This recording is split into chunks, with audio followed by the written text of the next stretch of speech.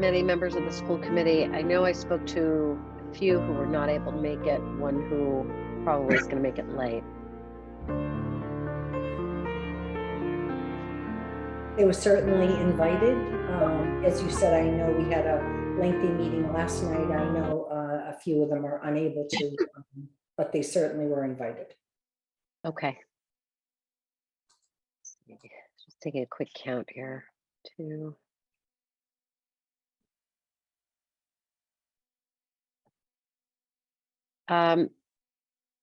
Councillor Krinsman, do you have a quorum of your committee present? We do. Okay, let me see. And we've got, okay, and we do as well. All right, let's get started then. It's 7:01. And recording in progress. Excuse me while I just get the correct docket items before us. Okay.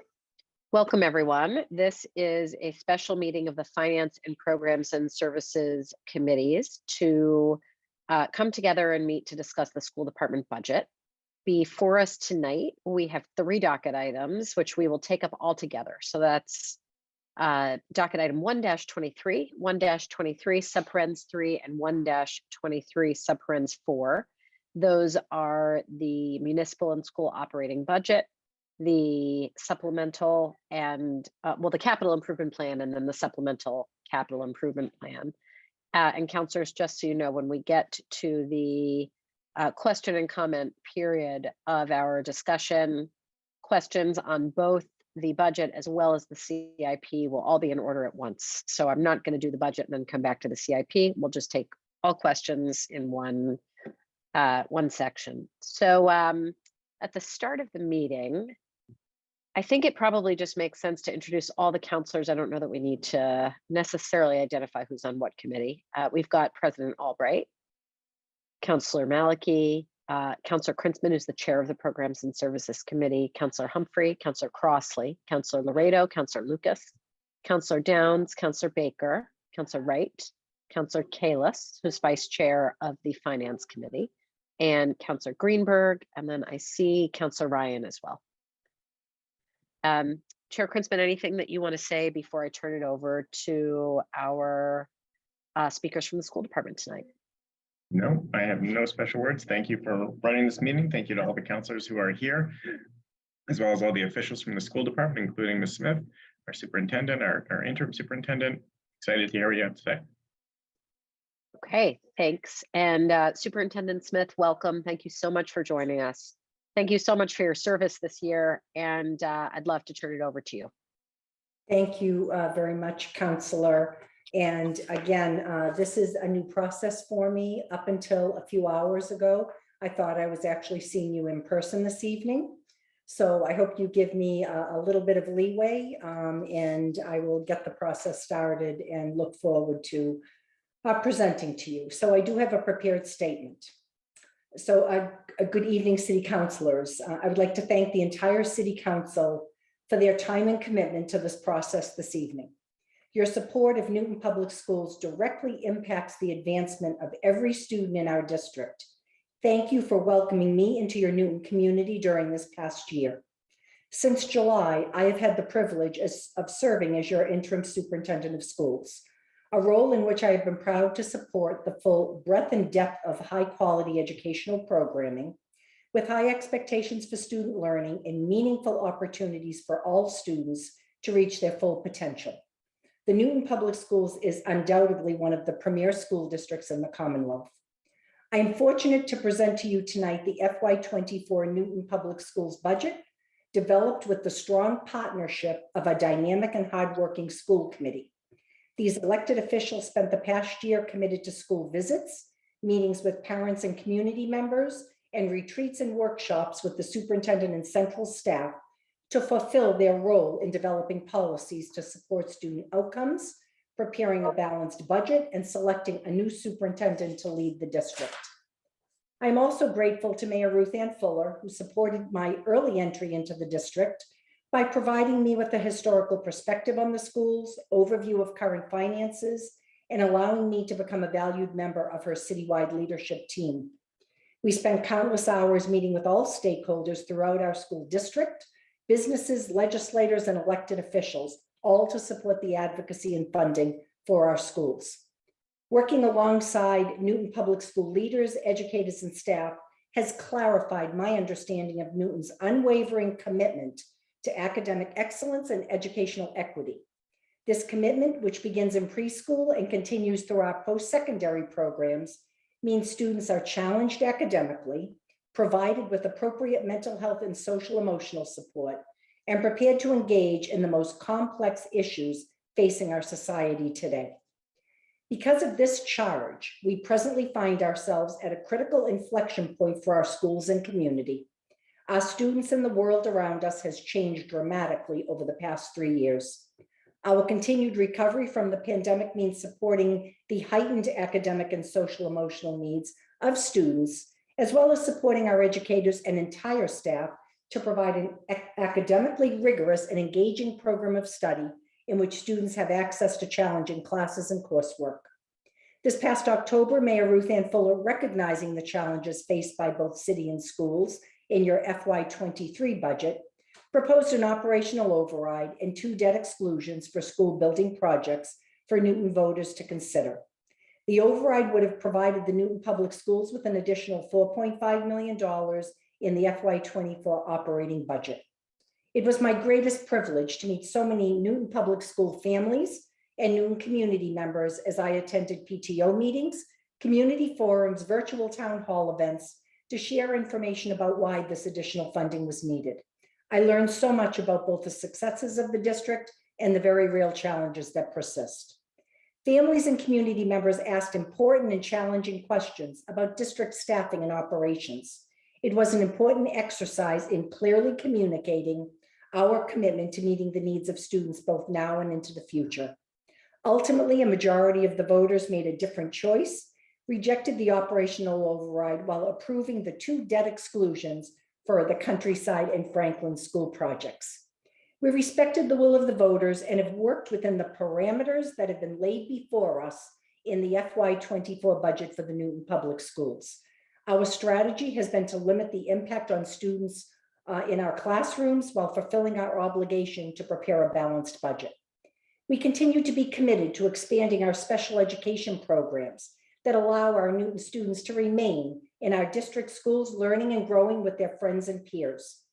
Expanding current programs allows the district to support our students with appropriate and specialized learning programs and avoid outside placements with costly out-of-district tuitions.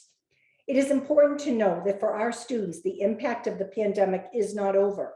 It frankly will impact student academics and mental health for years to come.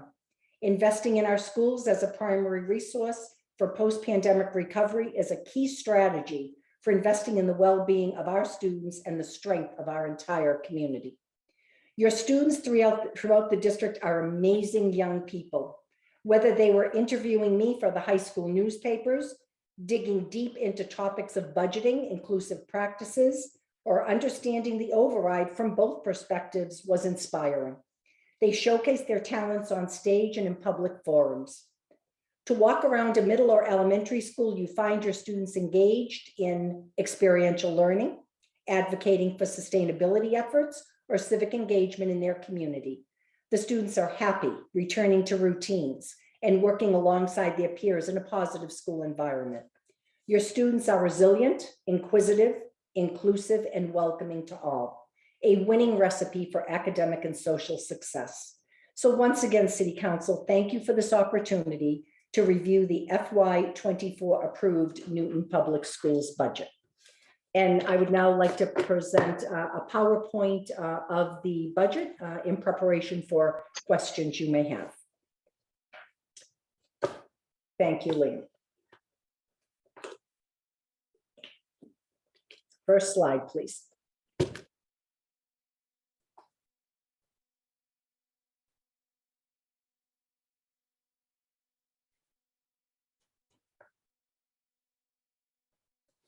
So the first slide is talking about the budget drivers. In my introduction, you heard me talking about growing student needs for, again, 3 years during the pandemic, where there has been some learning loss, emotional and social and emotional needs, mental health needs for our students, getting back to just the idea you heard me talk about routines. So these are the needs that you have done an excellent job, whether they are interventionists or coaches, all the while supporting our classroom teachers throughout the districts to pay attention to the individual and the needs of our classroom of students. Next is our rising costs and expenses. And you can't be anywhere, our home, our community, our work, to not notice the rising costs and expenses that we face. Rising costs, including a higher cost for utilities, a higher cost for transportation, a cost that I will talk about this evening called our OSD rate, which usually is up at about 2%. You'll see that it will rise this year at 14%. An increase in just the cost of doing business for supplies, materials, etc. Use of one-time funds. This was something that I paid special attention to this year in preparation for this budget. I am aware of over $4 million being used last year to balance your FY23 budget. This year with FY24 budget, one of the cries from our own staff was to not rely on those one-time fundings, whether it was ESSER funding, ARPA funding, funds that we have used and used well to get us through this very difficult time. But as we try to have a sustainable budget and looking forward to the future, we are trying not to rely on one-time funding. And the last is the fail operational override. And I think you will find it interesting this evening as I go through, and I'm sure you've already viewed the slides, that when you look at that $4.5 million that we had back last October, and there were a lot of questions from you. I remember being in front of you November 10th and questions about why 4.5 million. And we talked about, working with our city chief financial officer, looking at, again, what we thought the voters would be able to sustain. And it's interesting when you look at where our deficit lied, how closely we came to that amount. Next slide, please. I think this was important. I used this all winter long in presenting our budgets from January 23rd on, when I actually presented a dual budget. And really, you can read this. I don't think it has ever been harder to be a teacher than at this moment in time. Students are coming to school every day, complex mental health, learning needs. They require incredible support, thinking, and collaboration. The need is above what I have seen in 20 plus years in education. So you can see, again, that when we talk about, the stresses on our budget, this is clearly from one of our NPS school leaders, one of many comments and quotes I could have shared. Next slide, please. So this is your some of the budget drivers that I had talked about originally. And this statewide out-of-district tuition increase, I'm not sure if you've been following this, but every year we expect an increase of probably about 2%. And that is, again, the cost of doing business. And it is important as partners with many of our private schools that house many of our students with very complex needs, that they remain in business. They're our partners. They also have suffered some of the budget drivers that you've heard me talk about: difficulty hiring staff, offering competitive wages, transportation. So we were very surprised, and when I say we, I'm talking about superintendents around the Commonwealth, in preparing our budgets to find out in September. This was under Governor Baker's administration, and I clearly understand where it came from. The statewide out-of-district OSD rate, the increase was 14%. That is a $1.8 million, $1.8 million, again, really kind of an increase in our budget right away. Now, I do want to say, when we plan on the 2% increase, so you can take out about $400,000. So it was really $1.4 million. You'll hear me talk about it later in this presentation. Health insurance, and we all know, I know the city has been working hard. So we're actually pleased with the 5% increase. It could have been a lot higher. Not pleased about the impact on our budget, $1.7 million. Van transportation with a contract that we have for our special education vans, up 20%, $900,000 impacting our budget. And the gas and electric utilities, And again, this is a $1.3 million, 25% increase in our budget. So you can see almost before we started to really place ourselves in a deficit. I talked about the one time, and we were so pleased to have these funds. I don't have to review the past 3 years of what we did with CARES Act funding, the city opera funding. You know, the Newton Public Schools received ESSERs 1, 2, and 3. We presently have ESSER 3 funding. It will expire in after our FY24 budget. Our carry forward reliance in FY23 was $4.6 million. And that's the talk of coming off of these one-time funds. This year, we actually were planning on a $2 million carry forward to allow us to have less of a deficit. When we ended up in the budget process with the budget that was approved on, I believe, April 27th approved, but pretty much finalized on the 25th, you will see that we had a charge from our school committee to go back and look at our budget and move around some of our funds in order to reduce some of the impact on class size. And we ended up with a $2.3 million carry forward reliance in this budget. Next slide. So the next 2 slides are really critical, and there was a lot of movement with the funding. So if you look at last year, your FY23 operating budget allocation that certainly went before the city council, $262+ million. There's your $4.5+ million in your one-time carry forward for our total funding of $266+ million for the FY23 budget. What you will see in our FY24 operating budget allocation, you see an increase of $6.6 million, 2.51% increase, which is less than what you're used to. So I'm going to have to go through this and explain how we landed here. We have a one-time carry forward of $2.2 million. And in working with the mayor, once we saw that the override did not pass, we were also advocating, and I believe City Council, you know, that we actually hosted on March 3rd, a breakfast for legislators from all around what I call the Tri-County Metro West, asking them in the state budget to pay attention to this increase in that OSD rate, which you saw on the previous slide of $1.8 million. And as I said, take off the 2% that we would have factored in, it left us with 12%, or this $1.4 million increase, not only in our budget, but in budgets all throughout the Commonwealth. What we were able to do here is the mayor has committed, and I know it's part of your deliberation, a circuit breaker bridge credit from the city of $1.4 million for this year, all the while we continue to advocate for this funding.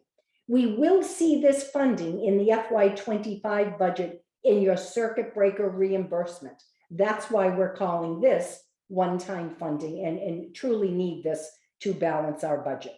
So our total available funding for FY24 is $272,338,613.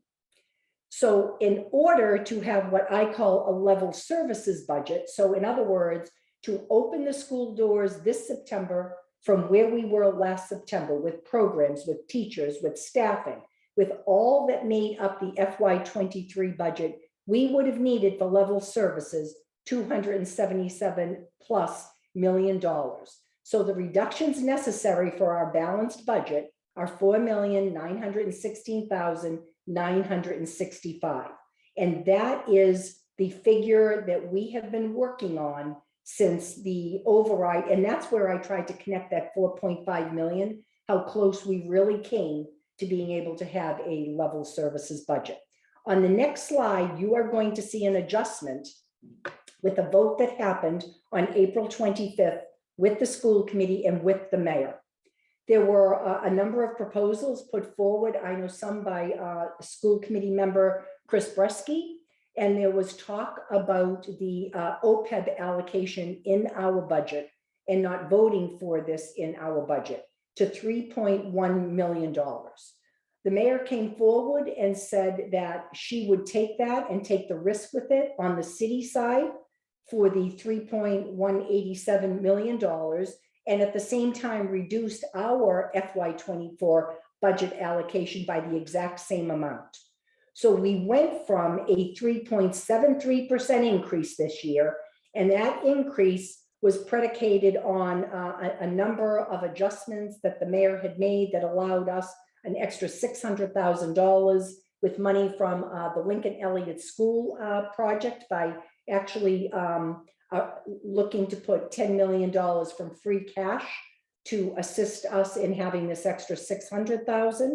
So we went from a 3.5% increase to a 3.73% increase. Once the mayor assumed the OPEB obligation, our allocation went down to 2.51%. And that was the budget that was approved on April 27th. So I put this chart in front of you. Can I just go back there for a second? So again, you see FY23, the FY24 budget allocation when it was at the 3.73% and where we landed with the OPEB removed. Next slide. So I want you to look at, when you're talking about a $5 million deficit, how did we really attack that this year? And one of the things we started out doing, and many of you probably followed what was going on through the school committee budgeting process. One of the things that we did early on was I brought our team together, and I'm going to give you an example. So for instance, if I'm looking at my assistant superintendents, if they're overseeing secondary, what they did was they brought all the secondary principals together, and the secondary principals had discussions with their teams, all the while to make some difficult decisions. Same thing happened at the elementary level with the assistant superintendent and 15 of your school principals at your elementary schools and all of their team members. Same thing happened for our student support department, which is including your special education, members of their department, teaching and learning, IT, facilities. We all met with our departments. What I asked Assistant Superintendent Liam Hurley and his team to do was to look at what percentage of the budget did they have, and if looking at the 4.9 million, I wanted them to be able to reduce it by that same percentage. It wasn't a perfect science. We ran into some difficulties, as you can imagine, with student services, with compliance, with special education, with services that we need to really to support our neediest students. So where we ended up, and you can see the initial budget adjustments made by program areas. You also can see the fee increases. I will get into that in later slides, but total reductions to balance our budget at the 4.9 million. Next slide. And originally, not only were there program details, et cetera, these were the FTE changes with that initial 4.9 million reduction and the initial amounts to all of the departments. And you can see elementary education, secondary student services, it was 56.4 reduction. And I want to say, and I'm sure you, again, have read the executive summary and the large book that you have in front of you, but I want you to know that before we made these reductions, we made adjustments due to enrollment. So we already, and we do have a declining enrollment at our elementary and middle school level. Our secondary, our high school level has seen some increases going into this year. So we made those adjustments before we made any of the reductions. For instance, in the high school, I know there were reductions made last year. We actually added a number of classes, a number of teachers, before we then allocated a certain amount to our high schools to make the reductions. So the total was for FTEs 56.4. Next slide. So these were, again, revisions to our proposed budget. So we were, again, instructed or charged by our school committee when we presented our budget to go back. They were not satisfied with where we were seeing larger than not class sizes in some of our elementary classrooms. And because of the configuration for some of your schools, you will find throughout the district, there might be some schools that have average class sizes of about 20 students in the lower elementary grades, a little bit higher in your grades 4 through 5. But in other schools, we were approaching sometimes 26, 27, and 28 students in a classroom. We went back to the drawing board, and this was some of the additional funding that we came up with. The mayor presented a plan as part of the health insurance change to reduce in our budget Medicare Part B, which is $1.3 million for FY24. We would be allocated back into our budget $680,000, with the remaining $680,000 coming in the FY25 budget. As you heard me talk in the beginning about the carry forward, we were trying to keep it at about 2 million. We went back into our budget, looked at some of our line items that Assistant Superintendent Liam Hurley can talk to you about, and took some risk going into the FY24 budget, but increased that by $283,000. We also looked at our building supplies, our per pupil expenditures at the elementary level. We reduced that by $50,000. We looked at our professional development, which is critical to the support of our staff throughout the district, and decreased that by $50,000. We reduced the charter maintenance funding, and I have felt in the beginning when you heard us talk about getting away from one-time funding. Last year, you did this very same thing. We put this money back into the budget this year. It is critical that we continue to pay attention to our buildings, to the things that we have to do during summers, during the school year, to make sure that our buildings that are a little bit older have the appropriate maintenance that they need. This was funding for some of our summer projects. So if you add this all up, we restored funding for positions and programming totaling $1.4 million. And when you talk about positions, I'll detail those. And I think some of you following our budget process, there was a reduction in what you all know is the strings program at the 4th grade level, that we were able to, again, bring the strings program back. So what that left us with is still making necessary reductions of over $3.4 million to provide you with a balanced budget. And I will tell you that that charter maintenance that I was concerned about, not only concerned about the one-time funding, but about those projects being completed this summer, they are hopefully going to be able to be paid by city opera funding. And that is unfortunately, again, one-time funding. Next slide. So the restoration, so what did we do with that 1.4 plus million dollars? And what we have here is restoring class sizes at our elementary level.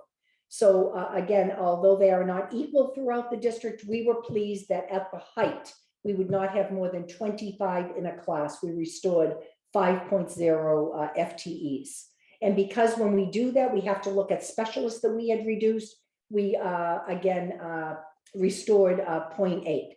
Middle school class sizes in our teams at Oak Hill, Day, and Brown.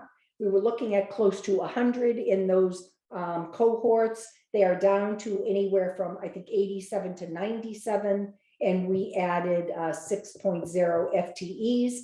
And because of that, the multi-team increased similar to elementary. With the specialists, we added a 0.8.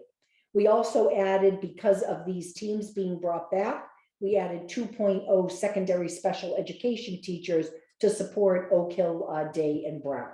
We brought back the strings program, as I alluded to, and we also brought back under student services, and I know there's been quite a lot of talk about the disability inclusion funding. So what the school committee has done is given us $32,000 as we look to review our programming, look at our delivery model, look at preserving some of the opportunities to work with outside providers, including our partners from Understanding Our Differences. I know a program that has been in the district for over 45 years. The district has certainly changed as far as how we address disability inclusion education for our students. And we're pleased to move forward and pleased to have partners moving forward with us. So the total restoration was 16.1. I just want to get to my slides here. 16.1 FTEs.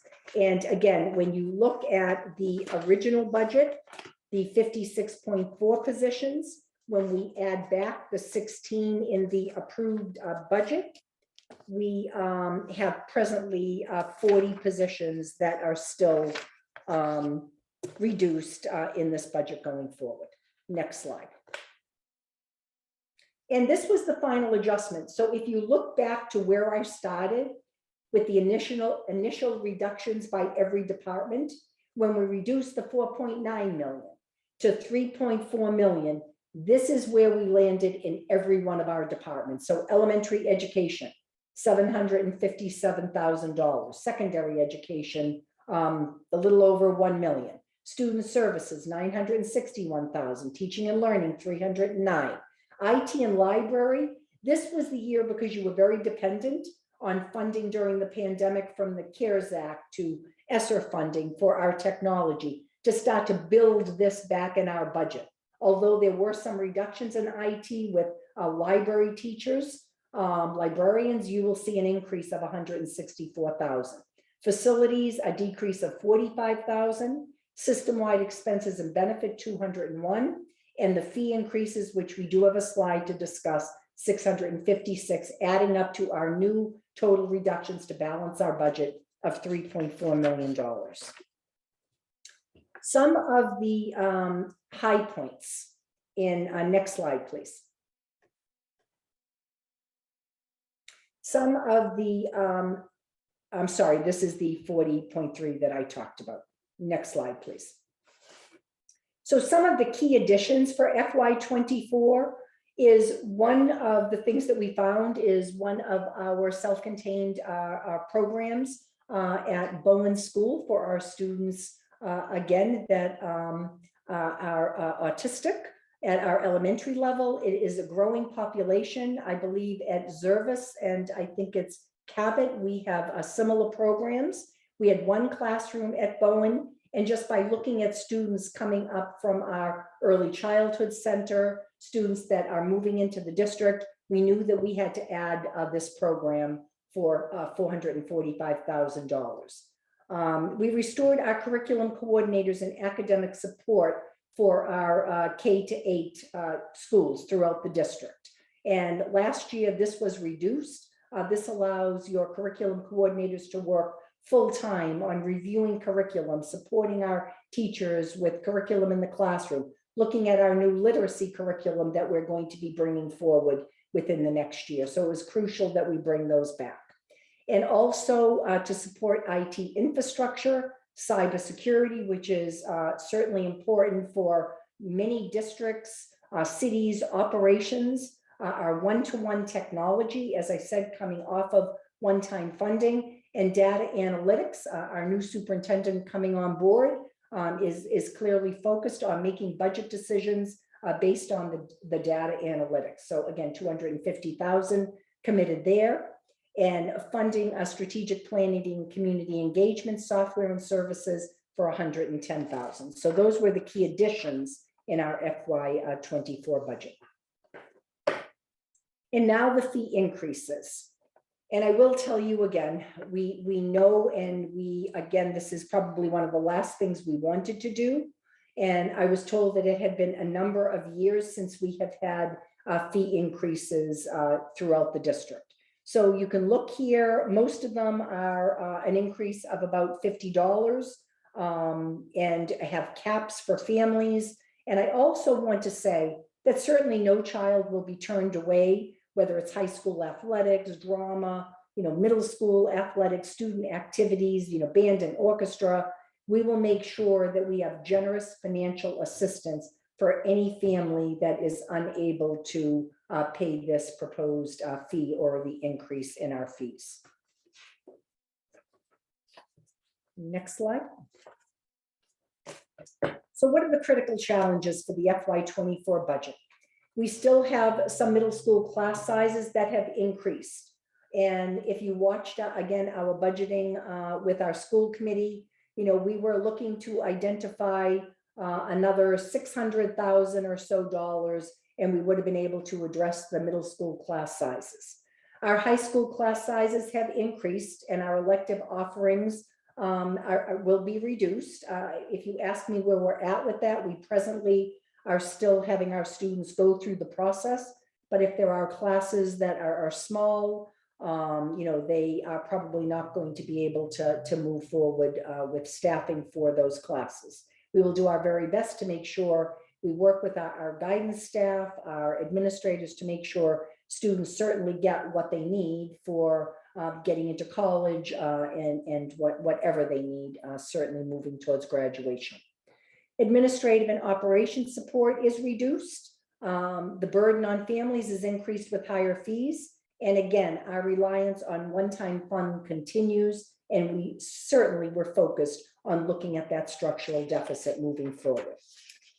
And our next slide. So what are the strengths? So we're so pleased about the elementary building projects that continue to move forward. And when you look at the Lincoln Elliott, which is scheduled, can you bring that in, Liam? I think we have to, there we go. Lincoln Elliott, which if you've seen the beautiful rendition, the work has begun on that. We're ready to move. It's going to be opening in the fall of 2025. And I really want to credit, the city for really focusing on your capital improvement projects, which I know you're going to be addressing this evening. And next is Horace Mann. Although Horace Mann, again, was part of the operating override, which failed, the mayor has worked, again, with, I believe, the pension board to come up with a plan so that the renovations to Horace Mann to increase class sizes and larger spaces for students throughout the building is, again, looking to open at this point in the fall of 2026, right around the corner. Next. And again, looking at thank you to the voters, the 2 debt exclusions that, yes, City Council, you authorized to be put forward in a special election to your voters. Countryside, which has mass school building assistance funding connected to it of, I think, over $20 million, will be opening in the fall of 2027. Very exciting when you look at your Ainger, your Zervis, your Cabot, beautiful 21st century schools slated for both Franklin, opening in either the fall of 27 or 2029. But again, a strength for your entire community to move forward on this project. And let me end with a number of things that we can be so pleased about in our budget. Next slide. So first, we have high quality, challenging, well-rounded, and culturally responsive academic programs. We have meaningful, inclusive educational programming with expanded in-district special education programming at the Bowen School. Favorable elementary class sizes. Thank you to the school committee. Thank you to all that worked really hard to do the very best we could to pay attention to those sizes. Support for continued development of social emotional skills and competencies. You can see that we did not reduce your social and emotional interventionist supports, guidance counselors, all supporting the mental health of our students, making sure that they could attend to the importance of their academic needs. For counseling and therapeutic supports in every one of our schools. For integration of technology into our classroom instruction, as well as reliable and secure network services and operations. Tools to support district initiatives and operations. And largely, finally, preserves the breadth and depth of our athletics, our fine arts, and our extracurricular activities, K-12. I know there were some reductions, but we are working very closely with our athletic directors, our teams at the high schools and middle schools to preserve as many of these programs. So hopefully our students will not see big differences. And that is the presentation. Next slide. I really think this says it all.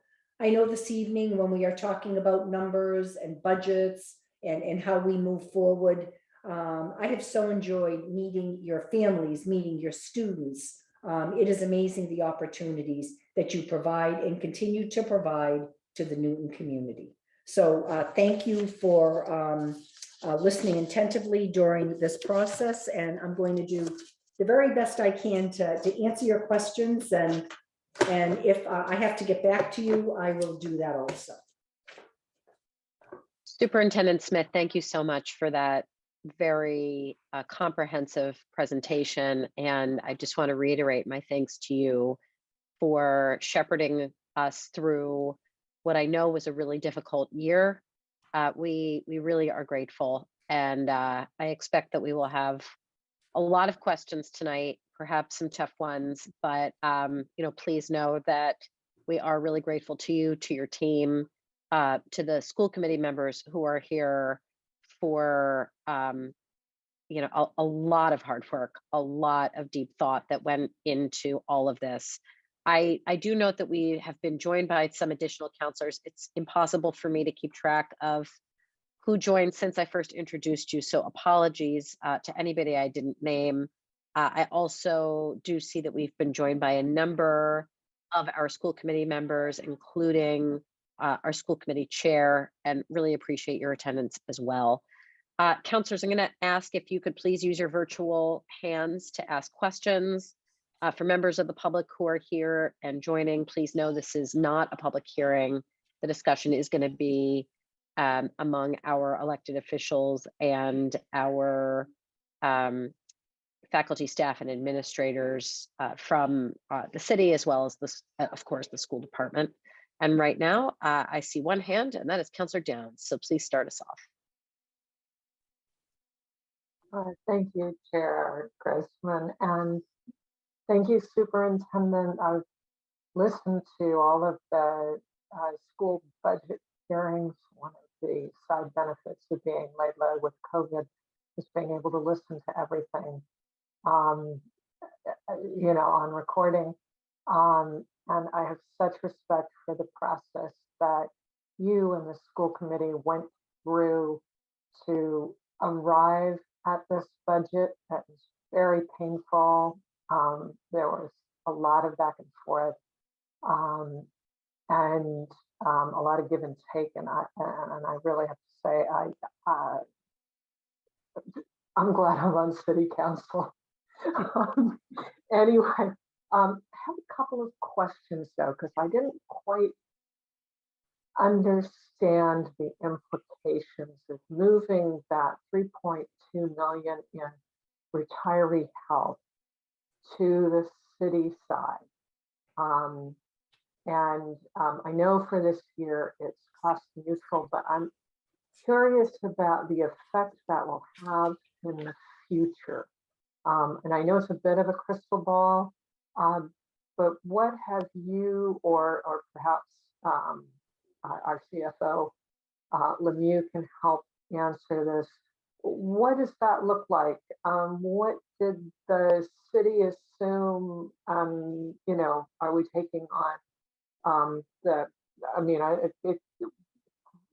what's that? What are the implications for the school budget? I guess that's what I'm asking. What might that mean? Okay, so I think to answer your question, I was hoping, and I'm sure, Counselor, we were clear that with the removal of that this year from the budget, the $3.1+ million, you did see that our budget was reduced by that exact amount this year. Right. So there was no gain, there was no loss from our 3.7% increase to our 2.51% increase. Going forward, I think the mayor made clear and talked about kind of taking that risk. If in fact that goes up more than 3.5% each year, which I know it had been doing, I guess I would see that as a plus for your budget going forward. It's something I think we have to all look at really carefully because it is a large amount of money. And this year it had virtually no impact from where we ended up.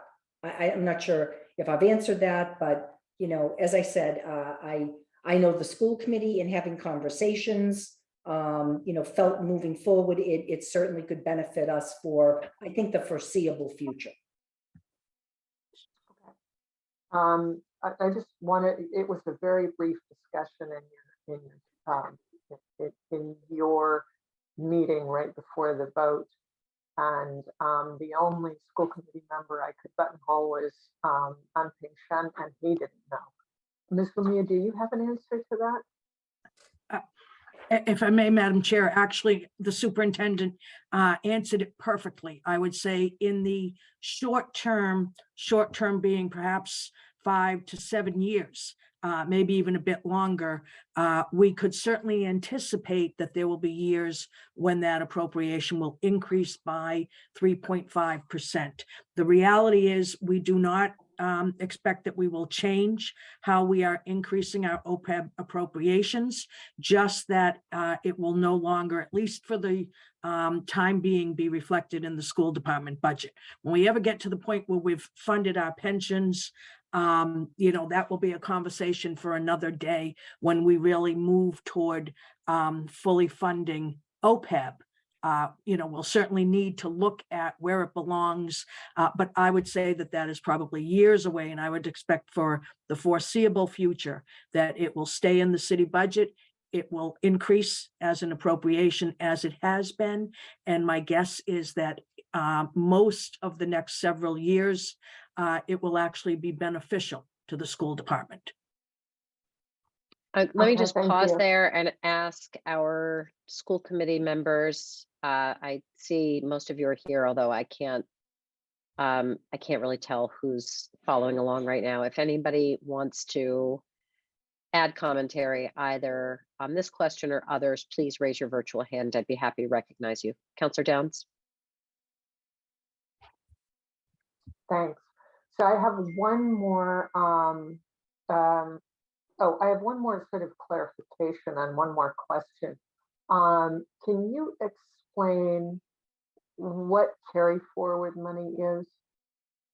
Yes, that's a great question, and I didn't explain that well.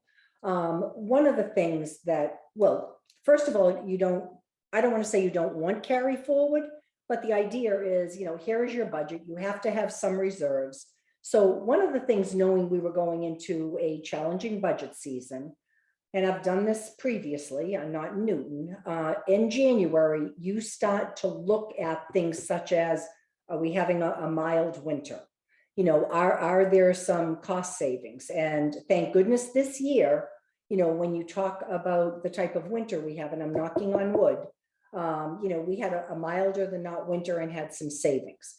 We also had some savings, to be perfectly honest with you, there were some jobs we could not fill this year. So like many other employers, and it wasn't necessarily our teaching positions, but many of it were some of our aid positions, some of our positions for support throughout the district, we were unable to hire. That becomes carry forward. So we did a budget freeze come January. We sent out a note that we really, as far as purchasing, if there were things that were necessary for the classroom or for our students or for the schools, we approved them on an individual basis. If not, we tried to reserve them, knowing full well if the override didn't pass, we were looking to bring that deficit down, and our goal was about $2 million.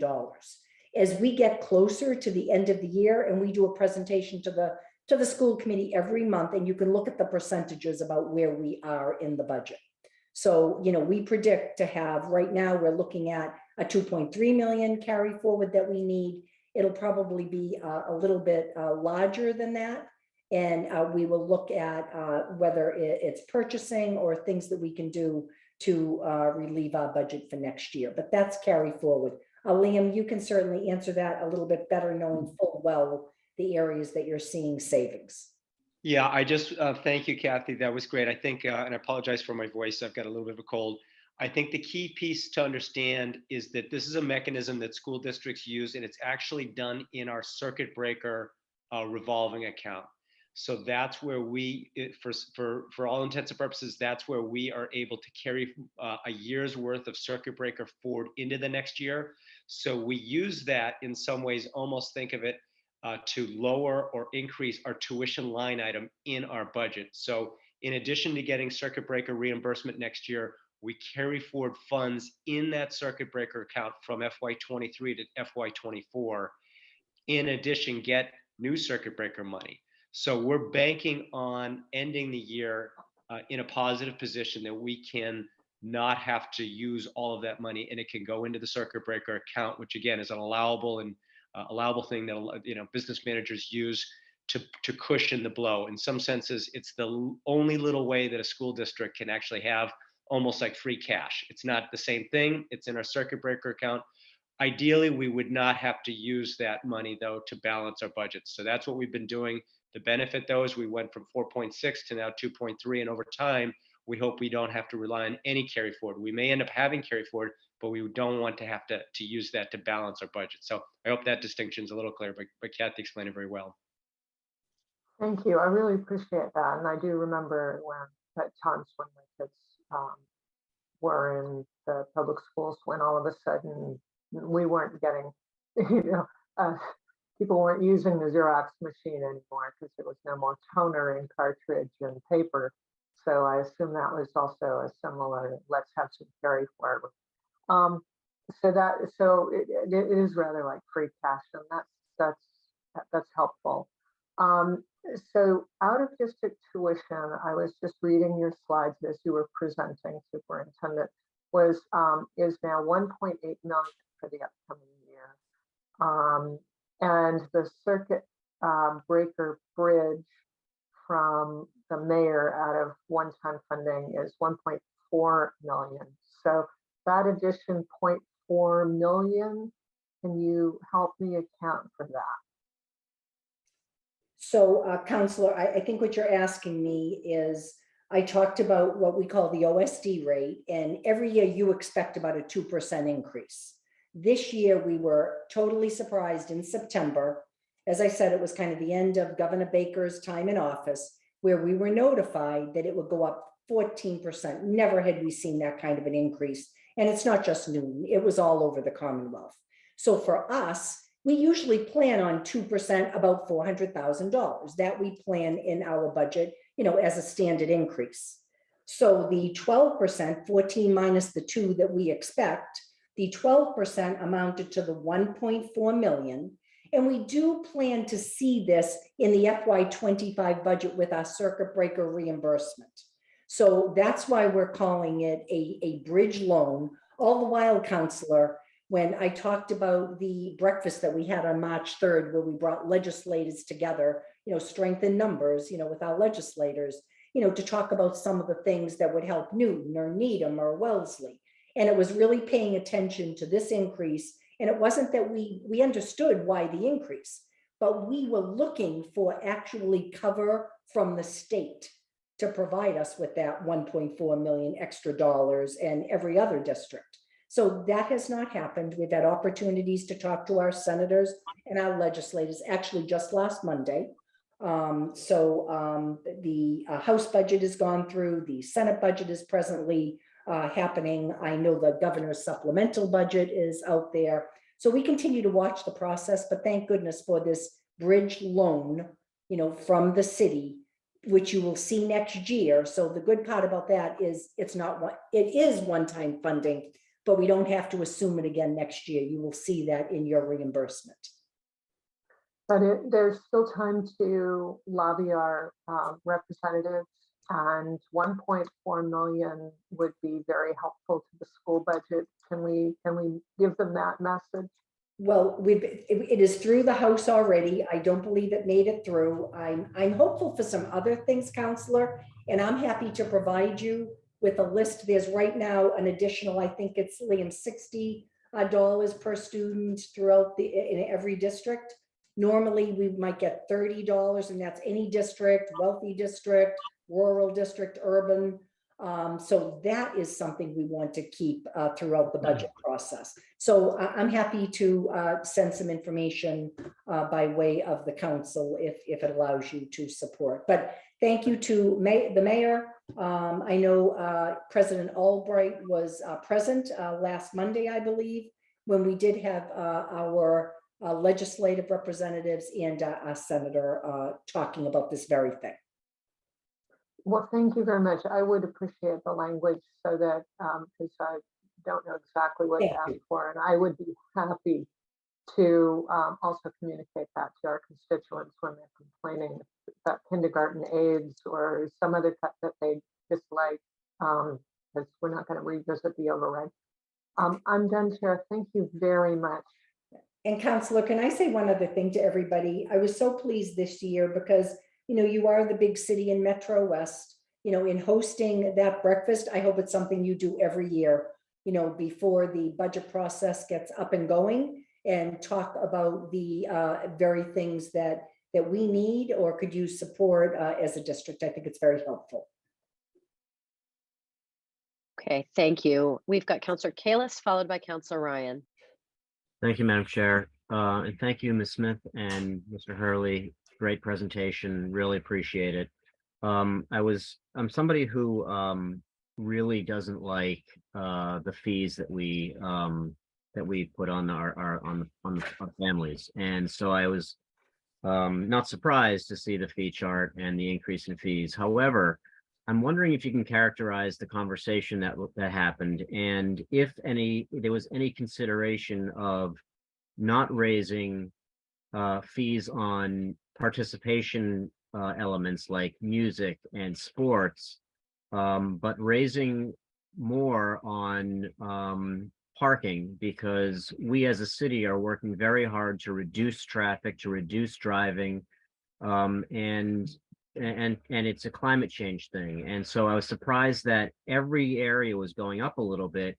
I would rather see a large increase on the parking area and less of an increase in the sports and music. And I'm wondering what your thoughts are on that. You know what, Counselor, when I look at Newton South parking, I believe that is an increase for our students. Am I correct, Liam? Yeah, that's correct. Yeah, and I actually think that's why we probably kept that down. I guess I'm taking a giant leap thinking the students are going to pay their own fees. I'm sure families are doing the same here, Counselor. I split it with my daughter. Good to hear. Good responsibility. I want you to know, I can't say this enough, and I know the mayor has talked about it. School committee members were insistent, and I know you heard this when I presented. If there are families that struggle with this at all, our goal is to have our coaches, our teachers, advisors that are part of clubs or athletics, drama, to make sure that there is no student that does not take part or participates in these opportunities. So, we're calling it, whether it's financial assistance or waiving the fee, whatever we need to do, we will make sure that those students participate. As far as the deep discussion, the one discussion, and we truly tried to stay away from this. But in the end, when it came to, I know you can see the struggle with where we ended up just trying to reduce class sizes, bring back a strings program, and still the challenges that we have ahead. So we landed on increasing the fees by an average of $50. Some of the high school athletics, those sports, I know there were a few that were a little more costly at the $75. That was really the discussion. And I also know that and I don't know exactly, Liam, how many years, but you said it had been a number of years since you increased any of these fees. Yeah, that's correct. If I can just, so Councillor Kalis, thank you. The Newton South parking, it's on page 20 of our budget book. I mean, it's collecting about $54,000. We have kept it the same. It's increased, so the annual cost is now going to be the same as a yellow bus. That's been our practice. I mean, going up more than that still would not create the dollars we would have needed. I mean, we're looking for hundreds of thousands of dollars here to go up. So we would have had to make this parking fee like $2,000 a year or something like that to make it meaningful. So I think that the feeling was we didn't, these fees for Newton and other school districts, they've become kind of necessary evils. We had not raised them. I think we raised fees for buses and athletics about 6 years ago. I think it was my first or second year in the district. We hadn't done it. A number of these we had not touched for a long time. And again, it was a little bit kind of the approach that Kathy spoke about, kind of across the board. We looked at all the fees. We did talk to the school committee about this. We presented to them on different options, and certainly once the override did not pass, this was something that I think there was part of it. Other discussions that we talked about, though, included, do we transport students to the state mandate, minimum, which, from a climate perspective, I know there's a real push, and this is a big topic, obviously, to discuss and try to I don't want to open up that can of worms, but there was discussion, do we only transport K-6 students that reside 2 or more miles from schools? That's the requirement. That would really reduce the number of buses that we have. It would require more, students and families transporting themselves. it would have a major reduction in our budget. But it was something that we did not bite on. School committee did not bite, but instead raise those fees. And again, we've tried to make this financial assistance really easy for families. It's in our student information system. We ask for name, household size, and income. We don't even ask for backup information.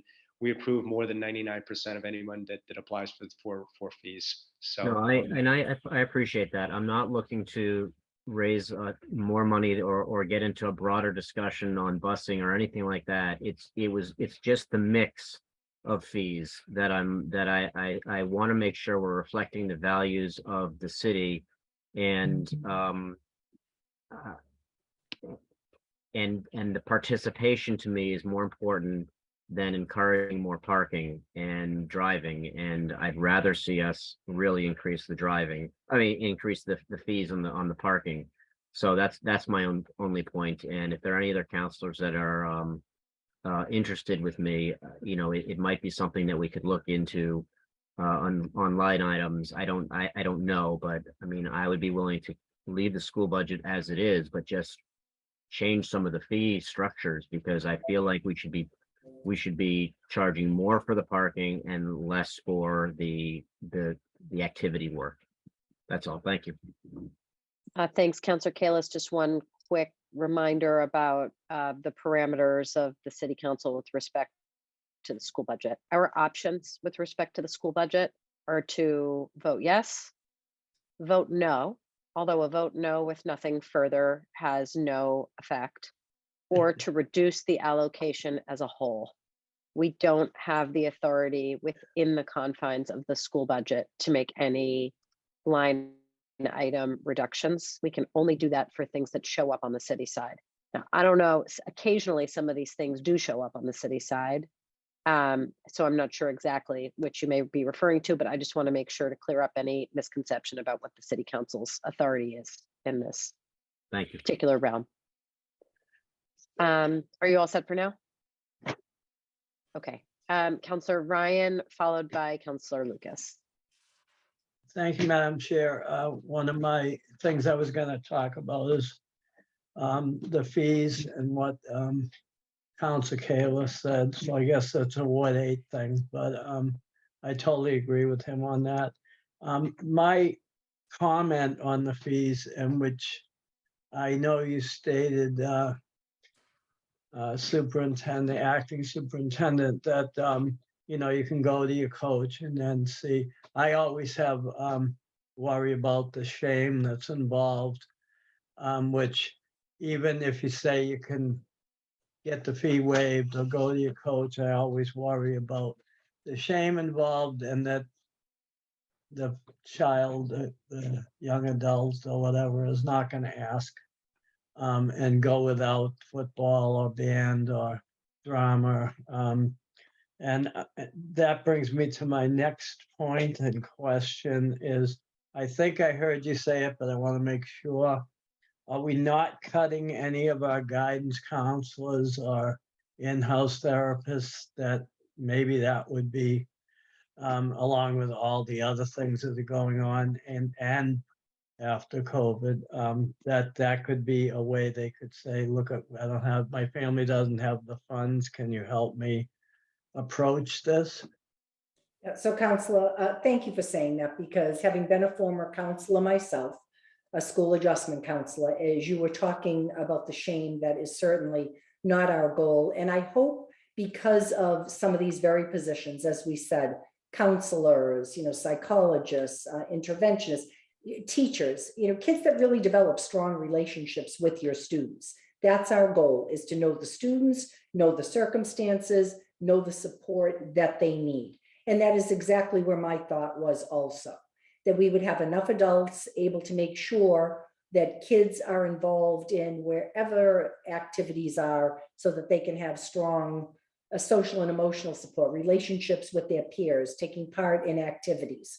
I think the favorite thing I heard from one of our school committee members, Emily Printer, at one point, was there really was a no cut policy for freshmen. It gives them an opportunity to try an activity, try a sport.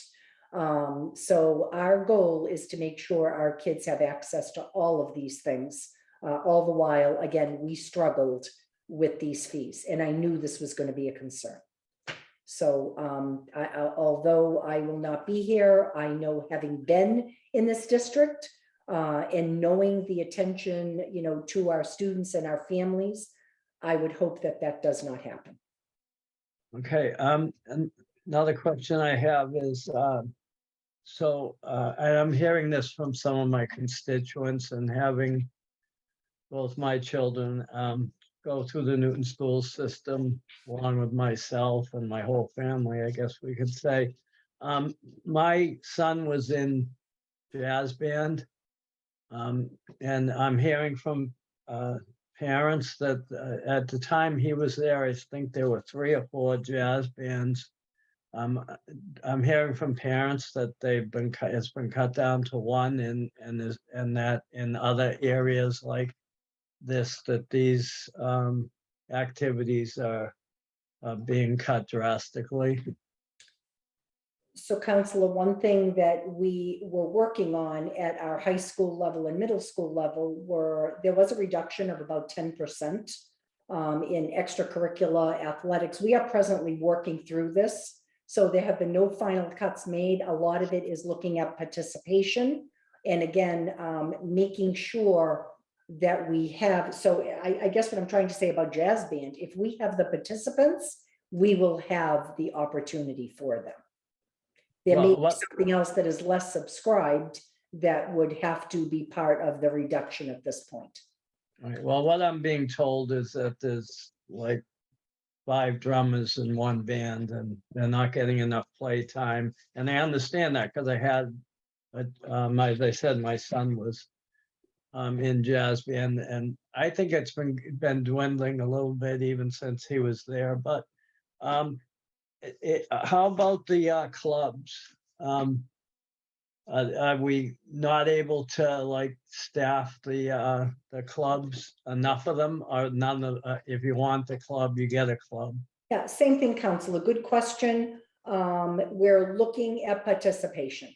So there are actually some clubs on the books that, each year they're not even sure that many students are subscribing to, and might not even happen during the year. So those will be the first ones during the reduction that we're making. We're allowing the schools to make those decisions. And I'm not going to tell you that it was welcomed, but we are going through a process where we are working with our coaches, working with our advisors, and making sure the integrity of the programs that we offer remain and kids have opportunity. So I would want to say there is a percentage. And I do think when all of you heard us present tonight, and one of the things when you have a close to $5 million deficit is we tried to look at each department and said, if everybody takes a little bit of this hit, not outright reduce something that is so valued in the community. So that was our goal. I do think you're going to have to pay attention to it in the years moving forward as to what the impact is. Okay, and the decision to make the high school class size larger was based on they're the oldest students and not to do it in the elementary? I think it was, again, based on some of it was decline in enrollment. We actually saw interesting, I believe your 8th grade, and Liam, correct me if I'm wrong, is a larger than not class size moving into the high school. Hence you've actually got some increases in, and as I said, when we first looked at the budget, because of some of the reductions you made last year in your high school staffing, we actually had to add back to the high school staffing for this year. It did impact in a positive way class size. And then at the same time, we made a reduction in every one of our levels, elementary, middle, and high school, because of the deficit. And there were some classes that are affected, course offerings that we would not be able to have as we've had previously, and some increase in class sizes. But we felt that they were still appropriate enough that the students would have quality instruction and be able to take the necessary courses they need to graduate and get accepted at prestigious colleges.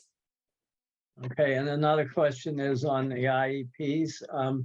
think you've seen an increase in children on IEPs since COVID? And with the budget cuts we have to do, are we going to have enough oversight of the IEPs and support and, you know, the amount of like, say, parent meetings? So I'm going to have to answer that a couple, and Counselor, I don't have the exact figures, but I do know for a fact that you can imagine, and you heard me talk about it, even in my opening statement, of the impact on mental health, on academic loss. I'm not saying that it always requires an IEP, but certainly we're working with parents that are requesting that are making sure that we're paying attention to the needs of all our students. So we have seen an increase in IEP requests. We have our administrative team ready to serve and make sure that we are within compliance. And we've also been very, very careful about our class sizes and our student teacher ratio to make sure our students are not shortchanged in any way, especially our neediest students. Okay, that's it from me for now. Thank you. Thank And you. yet- And Counselor Ryan, and, oh, I'm sorry, Counselor Ryan, go ahead. I just wanted to say I appreciate the job you're doing, Superintendent, and since you've been here, I think you've done a very good job. Thank you. Well, thank you. I've had a great team. Yeah, and Counselor Ryan and Counselor Kalis, I should have also added when I commented before that while we don't have line item authority, of course, resolutions are in order. I believe we already have one resolution that would be presented tonight, so that might be something you might also want to consider as you put your thoughts together on the fees topic. We're going to go to, Can I say one more thing? I forgot to Yeah, sure. mention that, and this, I don't want an answer on this or anything else. But I did see that, and this is coming off of last year's big discussion, that Worcester brought their bus service in-house, and their drivers are now part of the teachers union. And it's being run under the Worcester's Department of Transportation. And it seems to be, from what they're saying, it seems to be working out good. It saved them not a lot of money, but a little money. And that's not really the reason they brought it in-house. And that's all I'm going to say on that. And I think some of us will be having a discussion on that later. Thank you. okay, thank you. Counselor Lucas, then President Albright. Thank you, Madam Chair, and thank you, Superintendent Smith, for your service to Newton. I've certainly been impressed with your work ethic in the time that you've been here. So thank you very much, and thank you for the presentation and for being here tonight. Thank you. I want to talk about the kindergarten aides. There's a large budget cut this year. And if I'm looking at the budget book correct, there is a 44.6% reduction in spending. Just want to make sure I'm reading this correct. Is that what you have? I'm not quite sure what line you're looking at, but we are essentially going from, we are cutting it almost close to in half. So that should be correct. There was one kindergarten aide per classroom, and it's essentially going to kind of a one kindergarten aide every 2 classroom. There might be a little bit of extra aides in there. Yeah. So that's approximately correct. Yes. I think we actually even added, as I said, looking at enrollment, I think we added 1.7 and then reduced. And as you said, Liam, correctly, we're going from one aide paraprofessional in every one of our kindergarten classes to a shared aide between 2 classes. Mm-hmm. Okay, that's good to know. And staying with that, about what is or how many total kindergarten classrooms are there in NPS? 200, and I'm sorry, Counselor, I'd have to go look that up. No, there's in the 40. I can get that exact number, but it's close to 39 to 40 classrooms, kindergarten classrooms. 39 to 40. Okay. So the budget, it says right here, you're only keeping 17. the budget that's in our Friday packet and that was approved has 17. So that if Yeah. it's 17, that means you would need to have 34 classrooms, right? So we increased the kindergarten teaching positions, I think as Kathy said, by 1.7, and then we reduced 17. And as I said, I don't know if this is going to be exactly a 1 to 2. So let me see if I can look up in our enrollment book as we're talking here to get the exact number for you. Okay, and by the way, I am looking at line number 73 on page 48 in our budget book. Thank you. And also, Mr. Hurley, while you're there, could you also provide, if you have it, the average classroom size for the kindergarten? I believe it's about 18. 18, okay, thank you. And so we're gonna go for potentially 1 kindergarten aide for every other classroom. That's where you want to be about. It would be shared, correct? A teacher Yeah, shared every between other. 2 classrooms, yeah. Okay, all right. All right, I was just looking for data on that. If you can just provide that information, Mr. Hurley, when you get it, if you can Sure present it thing. tonight or send it to our clerk, and then she can share it with the full council.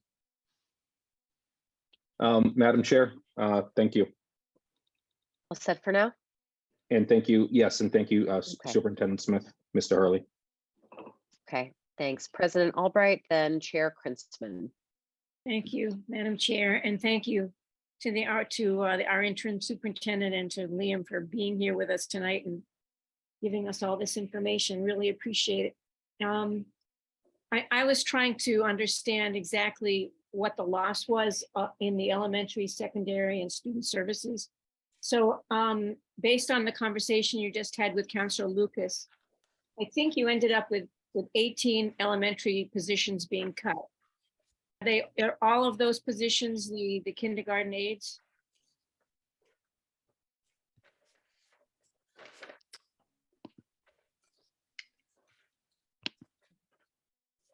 I'm sorry, Counselor, I'm just getting to the page.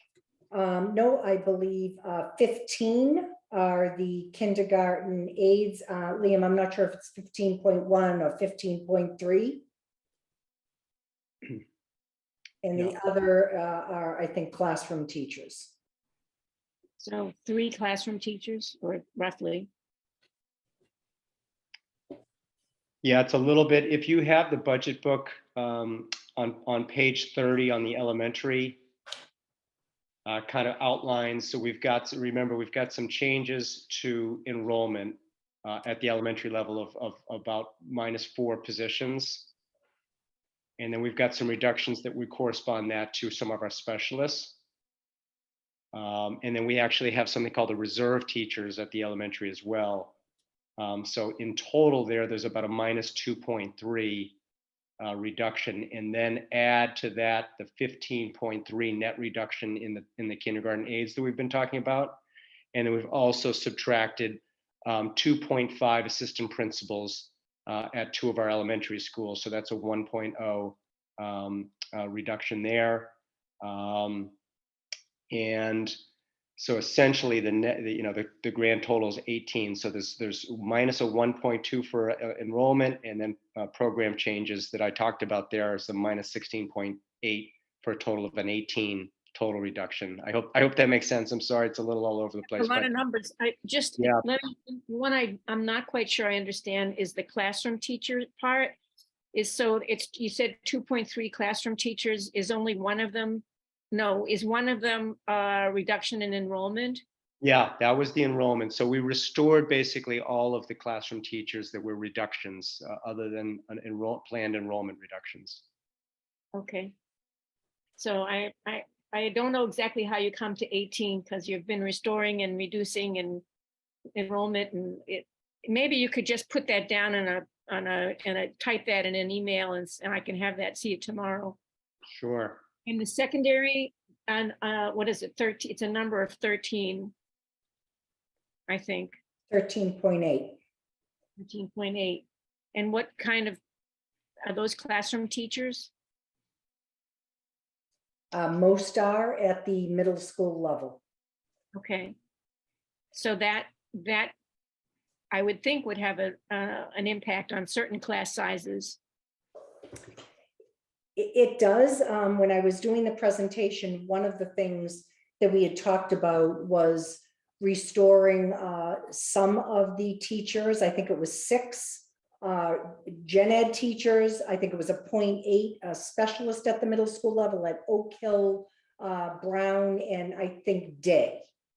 I'll have to go back and look at my notes, and 2 special education teachers in student services at the middle school also to support those so-called teams or cohorts. So at one point, Counselor, we were looking at originally with the budget reductions, we were looking at close to 100 students per team. And we have actually 110, Liam, 100 to 110, and we've reduced that to between 87 and 97 per team. Had we had, and we were looking, if you watched our deliberations, at one point we talked about our first $1 million, and it was to bring back our elementary teachers, some of our middle school teachers. Had we had that extra $600,000, we would have been focusing on again bringing back mostly middle school teachers. So are you saying that an additional 600,000 would bring back all the middle school teachers? Well, it was about that. Okay. Yeah, if you could add to the email about the elementary losses, you could add to that the secondary losses so I could really understand that, I would appreciate it. Just a question on the slide about Franklin, it said it would either open in 27 or 29. I was just wondering what's wrong with 28. I think the answer there depends on if we need the swing space for Countryside or Franklin, if we can do these projects simultaneously. So if we can use, it depends if we use 191 Pearl, which is the current Lincoln Elliott, if one of those projects is going to need that as a swing space or not. And if they don't, we might be able to get it done in 27. If not, if we need a swing space, then I think it pushes it out about 2 years. Okay, that makes sense. So all in all, the school, before I get to that question, you had $50,000 cut in elementary school supplies, building supplies. So, I mean, I don't know how you do that. Is that going to come out of teachers' pockets? Because kids need supplies. So Counselor, I never want to say, but having been a teacher, and I certainly know the money your teachers spend on all kinds of additional things for their classrooms, everywhere, certainly not just in Newton.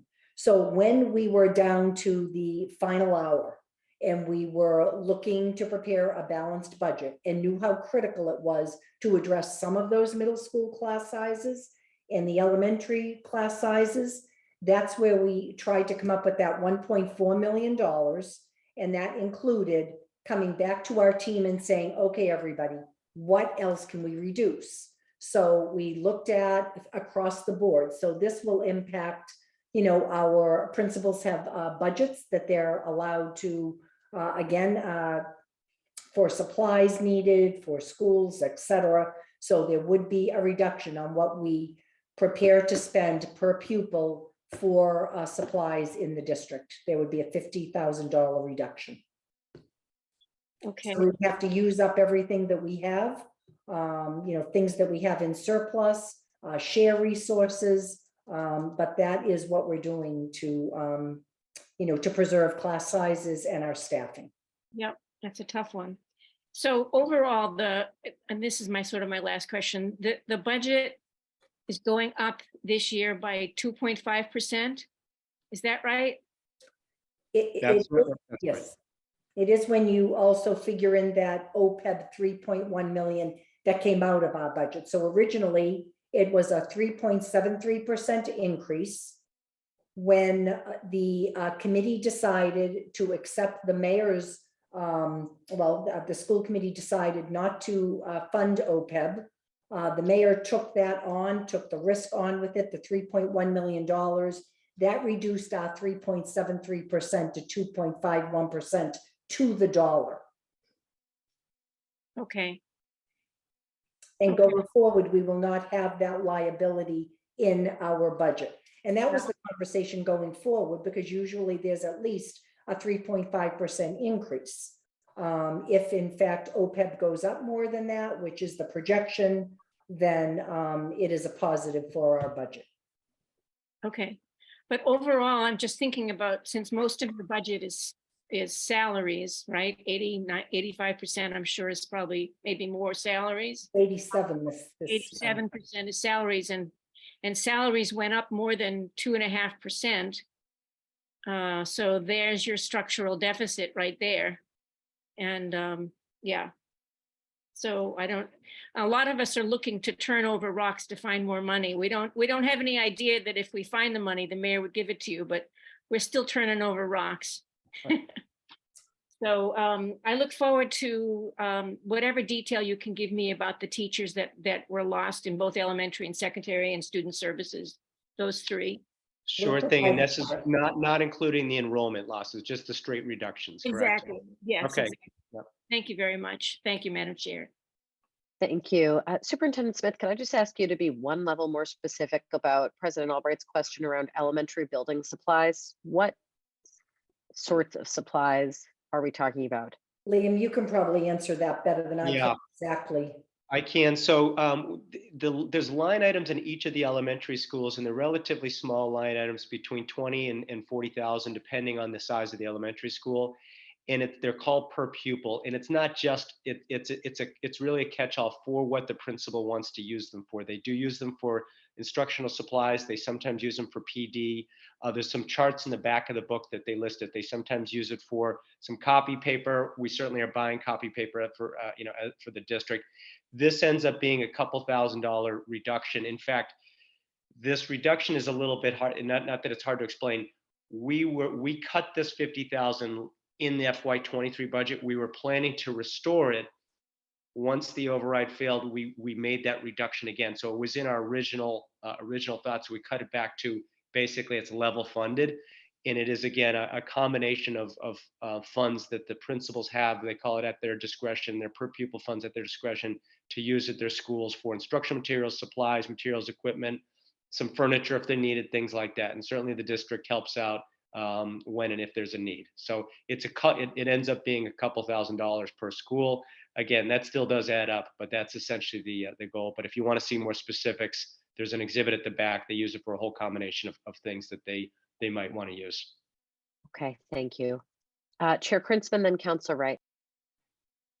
Thank you, Madam Chair.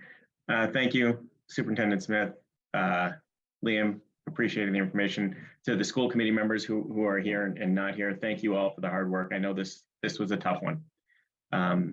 If it weren't tough, if we weren't seeing cuts, then those of us who supported the override could certainly be called liars for going around and talking about how needed the override was. So disappointed that the override didn't pass, disappointed that we have to evaluate a budget like this, but very much appreciative of the work you guys did.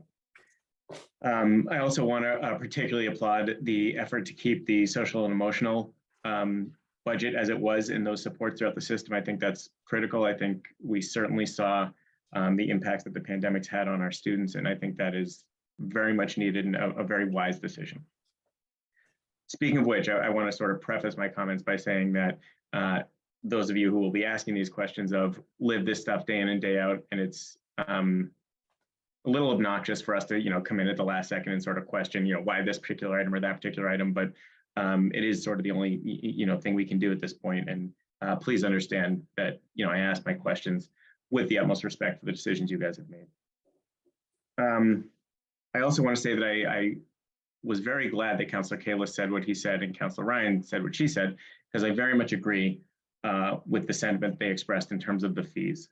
I was very disappointed to see the fees going up. I know the fees were going to go up, but in particular, the parking fee and the bus fee, I think from a policy perspective, it makes no sense for those to be the same. I think, I've worked in the past to try and eliminate the bus fee because I think we ought to be encouraging our students to take the buses. And the way those fees are structured at the moment, it's, a coin flip that, it's the same fee, whether you're going to take the bus or drive and park at the high schools. And as a matter of fact, if I read the budget book correctly, the impact that the fees have on the budget of the buses actually increased. So the fee participation in terms of the overall bus budget, I think increased. I want to say 16% to 24% or something like that. I'm not looking at it, so I may be wrong, but I think that I disagree with that from a policy perspective. There's sort of, very little we can do about it. And plenty of counselors agreed with me about trying to eliminate the bus fees at one point, not necessarily to the effect of doing anything about it, but I think this would be the wrong year to try and do that. But nonetheless, I do disagree with that policy decision. What I want to ask about, two things. The decision to cut 56.4, positions, and then subsequently to reduce that and cut, I want to say 40.3 positions. Again, my numbers may be up, but those, the cuts in positions, the FTE reductions. Can you talk a little bit about how those decisions are made? What is the sort of prioritization? What factors do you look at? Is it cost? Is it seniority of staff? Are there contractual provisions that impact that? Is it class size? Is it student need? What are sort of the main criteria that you look at as you're trying to make those difficult decisions about which positions to cut, and then subsequently which positions to add back in when you get a little bit more money? Counselor, again, an excellent question, and probably the one that is the most important decisions that we make. So you heard me at the beginning talk about whatever level. So let me do elementary. So Assistant Superintendent Farag meets with 15 elementary principals.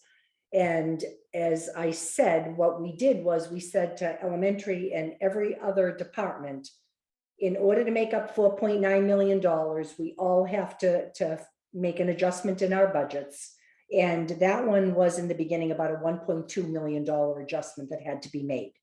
And you start to do, and I hate to call it low-hanging fruit, but are there things, and you stay away from the classroom as much as possible.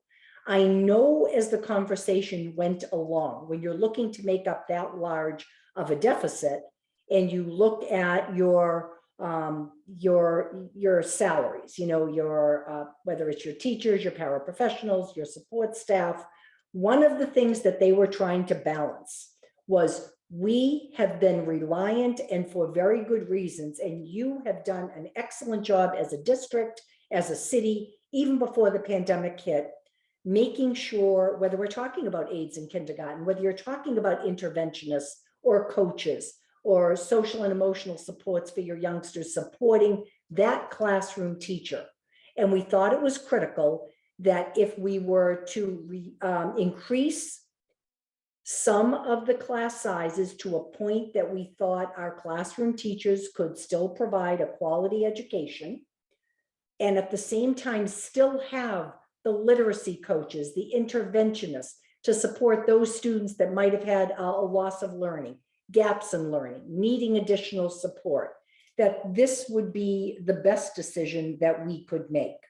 So that is how we landed on, again, increasing class sizes, to the point of originally the 56.4 positions, and I think there were about 25 at the elementary level.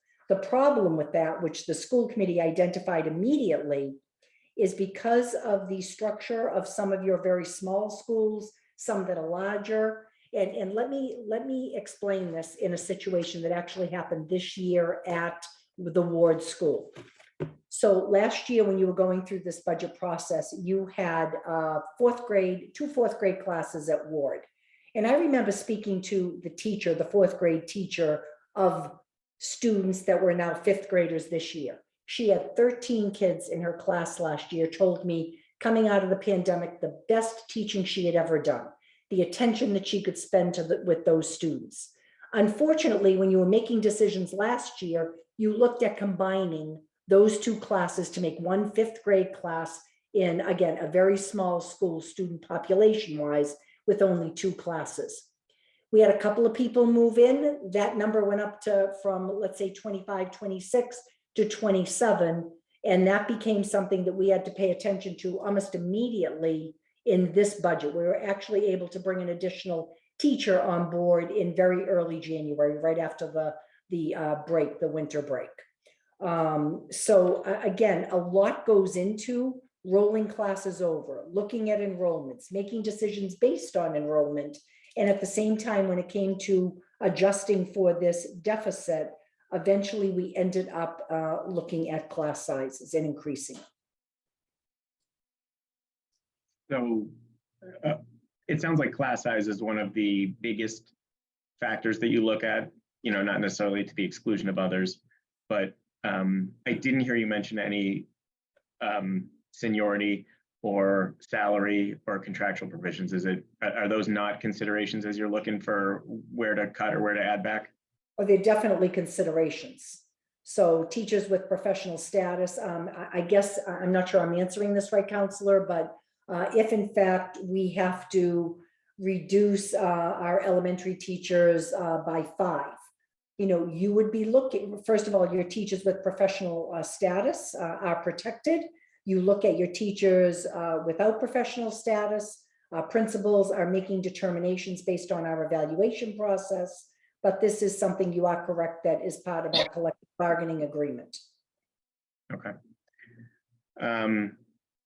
Okay. I want to ask one other question, and then I'll let others speak. There was one line on one of the slides that said that I want to say it was system-wide expenses and benefits had increased. I don't remember. I can pull up the slide if you need me to. But I think it's a reduction of 245,000, Liam.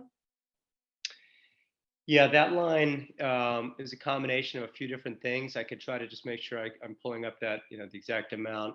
oh, so it's positioned in the positive because it's a reduction. That slide was. I'd Did have I to misread it? I'd have to take a look at that again. So again, that was also a kind of a catch-all line item for us, including some of the health insurance changes. And that's what I wanted to some- ask about. Was it a component of, was health insurance a big factor Yeah, in that there's line some item? health insurance pieces in that. The business finance and planning had a reduction in some admin positions. Then we added a financial analyst. So it was kind of it was kind of an amalgamation of a number of different line items, to be honest with you. Okay, I mean, I'd love to see an explanation for what that, it seemed like sort of a catch-all, but I was having trouble understanding how, you know, 40 plus reduction in FTEs also correlated to an increase in system-wide benefits. And so, you know, again, it may be, you know, health insurance or other things. Yeah, I know that escalated this year. Health is a big piece, I think, in that, kind of adding to that. As I said, even though we've got a reduction in total plans, the rate was going up. So there was a few different offsetting pieces to it. Okay. Thank you. Thank you, Madam Chair. Thank you. One clarification, what does it mean for a teacher to have quote unquote professional status? So teachers have professional status when they have reached a day beyond their 3rd year with evaluations that are, you know, proficient, exemplary. They attain, it used to be called tenure. I'm not sure if that's helpful. It is. That makes, that clears it up for me. Thank you. Counselor Wright and then Counselor Noel. Thank you, Chair. I just want some clarification. So is understanding our differences, has that been cut or not? Yes, that was a reduction in the budget. I believe it was a line item of $63,000. It was a recommended reduction based on a number of factors. One of the factors was we were looking at a curriculum that we felt needed revision. We were looking at a delivery model, all the while truly appreciating, you know, the wonderful 45 years, you know, presenters that came in. But one of the things, Counselor, that we saw happening was we're a very different district as we go forward. We have our students involved in inclusion throughout the district.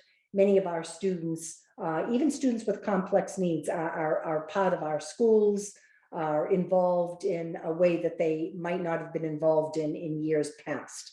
So it allowed us, and a lot of it I think had to do with certainly the budget reductions that we were facing, the 4.9 million. But at the same time, I did have the opportunity with the mayor back in March to meet with Rebecca Lubins and members of her team. And the one thing that we committed to was to be able to come to the table this year. We're already, as a school district, and had been working on, and I'm going to see if I have here it is. Already our counselors throughout the district are working on restructuring our lessons for disability awareness and inclusion. For instance, at the kindergarten level, we're looking at talking about with our students the different ways we play. Second grade, the different ways we communicate.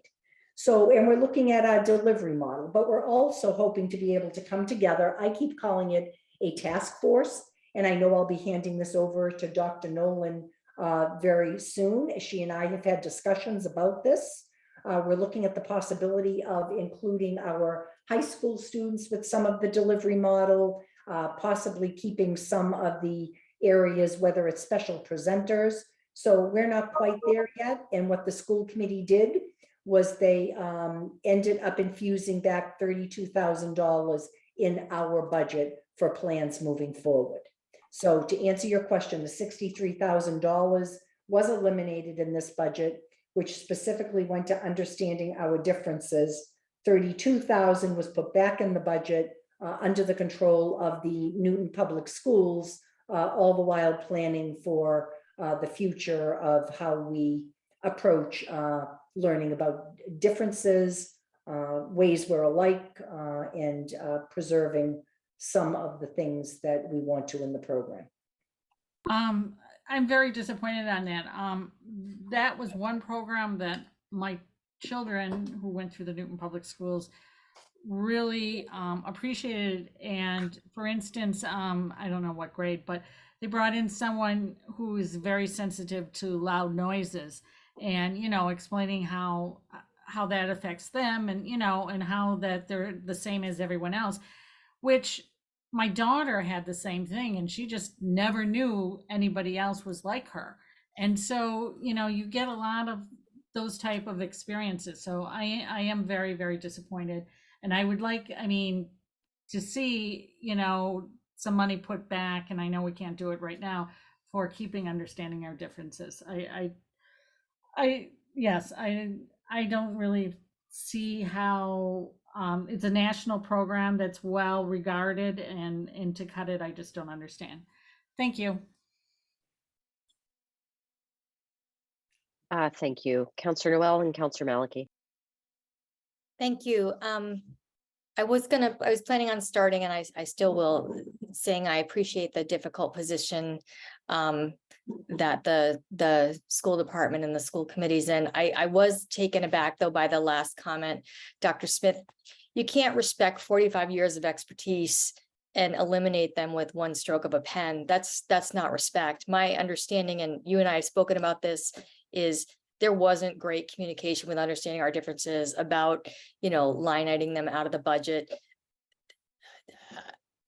The process was terribly flawed, and didn't, and I will say candidly, and I've spoken to everyone involved, it didn't come from an air of respect. It seemed to come from a place of complete lack of understanding or knowledge of what understanding our differences brings to the table.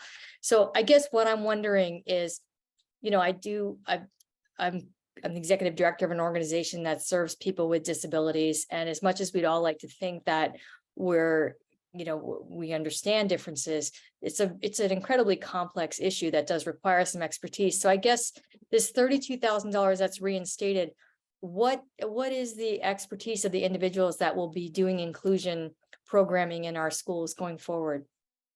Well, I think at this point, the expertise is we presently have some of our counselors starting to meet and talk about how we make sure that what's happening in our classrooms every day is really understanding our differences. But do they have expertise in disabilities? Have they had training?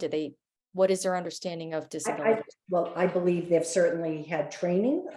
They serve these children every single day, throughout our district. I don't have all that information as far as what is their expertise, but I have every faith that we can bring not only our experts together, our professionals who come from areas, and I'm sure you well know, special education training, BCBAs, counselors, school psychologists, and also work with some outside organizations, including understanding our differences to talk about how we move our program forward. So I think we do ourselves a disservice when we minimize, we can't wing this. This is about understanding curriculum. This is about understanding the uniqueness to different situations. And so I am going to offer tonight, when the time is right, a resolution that asks the school department to work closely with understanding our differences with that $32,000. I understand the city council's role is limited, and this may be a fool's errand, but I do want to be on the record by saying there is no way that you could put a red line through this budget item and respect 45 years of experience. And this is an organization that is open to coming to the table, to adjusting their curriculum. There's no ego here. So the way in which this was handled does not give me confidence that that our children are going to be exposed to thoughtful curriculum that talks about differences and honors differences. This isn't about, we're not all the same. We're not. So let's honor the unique students in our school system and be thoughtful about how we're going to talk about that. So I am going to offer that resolution when the time is right tonight. And I ask the chair to let us know when that is appropriate. Thank you, Councillor Noel. I believe that we've got at the moment one other councillor and then me to ask questions. Of course, anybody else who has questions is welcome to. At the conclusion of having one round of questions at that time, I will recognize you to introduce your resolution, and we can have discussion. We can have discussion on a vote on it now if you're ready. If you prefer to have a vote on the resolution in the committee of the whole process, we can do that as well, but it's perfectly appropriate to do so tonight. And then ultimately, just so everybody kind of has it in their mind, at the conclusion of all of our discussion, we then need to come to a conclusion among the councillors in these two committees, whether we are ready for a straw vote or not. Okay. Does that, So is that clear? that's helpful. If you'll indulge me, since we Okay. have had two comments, I would like to offer it now, if that's appropriate. Oh yeah, sure. Why don't you offer it, and then we will come back to discuss, debate, and potentially vote on it once everybody's had a chance to ask their questions. Excellent. So thank you. So for those of you who reviewed the Friday packet, this resolution was in the Friday packet. Additional councilors have signed on since this packet was posted, but I will read it straight from the packet. Councilors Noel, Humphrey, Kalis, Crosley, Lipoff, Bowman, Leary, Danberg, Kelly, Albright, Princeman, Greenberg, Gentile, Norton, Ryan, Wright, Markowitz, and Lucas support the following resolution. Although we are disappointed to see that understanding our differences was eliminated from the city budget, we were optimistic to learn about the school committee's decision to maintain inclusion education in our Newton classrooms by restoring partial funding of the UOD line item. As pleased as we were to see partial funding restored, we were disheartened to see that there was no requirement for the school department to use all or part of those funds to continue understanding our differences quality inclusion programming for Newton schools. Since 1975, children with disabilities have been guaranteed equal access to public education, and studies have repeatedly shown that a reduction in stigmas and exclusion by peers yields better educational outcomes for individuals with developmental disabilities. UOD's work is grounded in disability awareness that will lessen these stigmas and exclusions for individuals with disabilities, the impact of which inevitably expands beyond that goal to teach and promote compassion, empathy, and patience for all of their peers and community members. Therefore, the counselors who I mentioned would like to offer the following resolution. We strongly encourage the school department to take advantage of UOD's 45 years of experience to ensure thoughtful and compassionate, inclusive programming remains in the Newton Public School system. Okay, thank you. We'll come back to that. By the way, I didn't hear my name, but I did sign on to that. Do you have Signed me on on to it later. So Counselor Downs and Got it. Counselor Grossman also signed on to it after the 5 o'clock deadline on Friday. Okay, just want to make sure that that got reflected somewhere. Thank you. We will come back to that. Excellent. Thank you. Yep, Councillor Malachy, then Baker. Thank you. Actually, I wanted to ask about that topic as well. So I appreciate Councilors Wright and Noel asking so many questions. I remain baffled ever since we first heard about this cut. It just seems very opaque and not at all well explained what the problems are that we are trying to solve. As best as I can glean from, some information I've seen, most of the complaints seem to be related to the autism unit. Maybe something about years ago, they were using blindfolds to simulate blindness, which UOD says has not been done in like 20 years. So I just think of, in backing up a bit, and it's a small amount, but we've gotten, on the city council, we've gotten more emails and calls on this item than any other part of the school budget. And that's what happens when people are not happy about something with the schools. They communicate to us. I've spoken to one person who thinks it's the topic, the program is better handled by teachers, but that's it. And no emails from parents saying this is what was bad about the program and why I didn't like it. So I really think, I would like at some kind of explanation, what is the problem that you're hoping to eliminate? I also, would observe that until kind of the outcry and the protests about dropping it, there wasn't going to be anything in the budget for a substitute program. And it seems like trying to come up with a new program in the same year that you're cutting staff and everything's going to be tighter is very odd timing. And I'm wondering, was consideration given to just dropping the problematic unit of the autism unit, if that was the main source of complaints, and making any other revisions that needed to be done? And my other question is, what are we going to get for the $32,000? How is that going to be used, and how do you hope to create a program basically over the summer at this point? Well, I'll answer things in a couple of ways. One, I've really answered this the best that I can. When we had a budget deficit of $4.9 million, I agree $63,000 is a small amount of money. Previous to this year, there was some concern presented by teachers with a delivery model. There was concern about parent volunteers and training. Not all are created equal. There was concern about outdated curriculum units, and it was a time to pause. It was a time to take a look at the way we deliver every day in our classrooms, inclusive, welcoming environments, the kinds of children that are included in the playgrounds, in specialist classes, in many opportunities. And teachers are teaching this certainly each day in the classroom: compassion, understanding, awareness.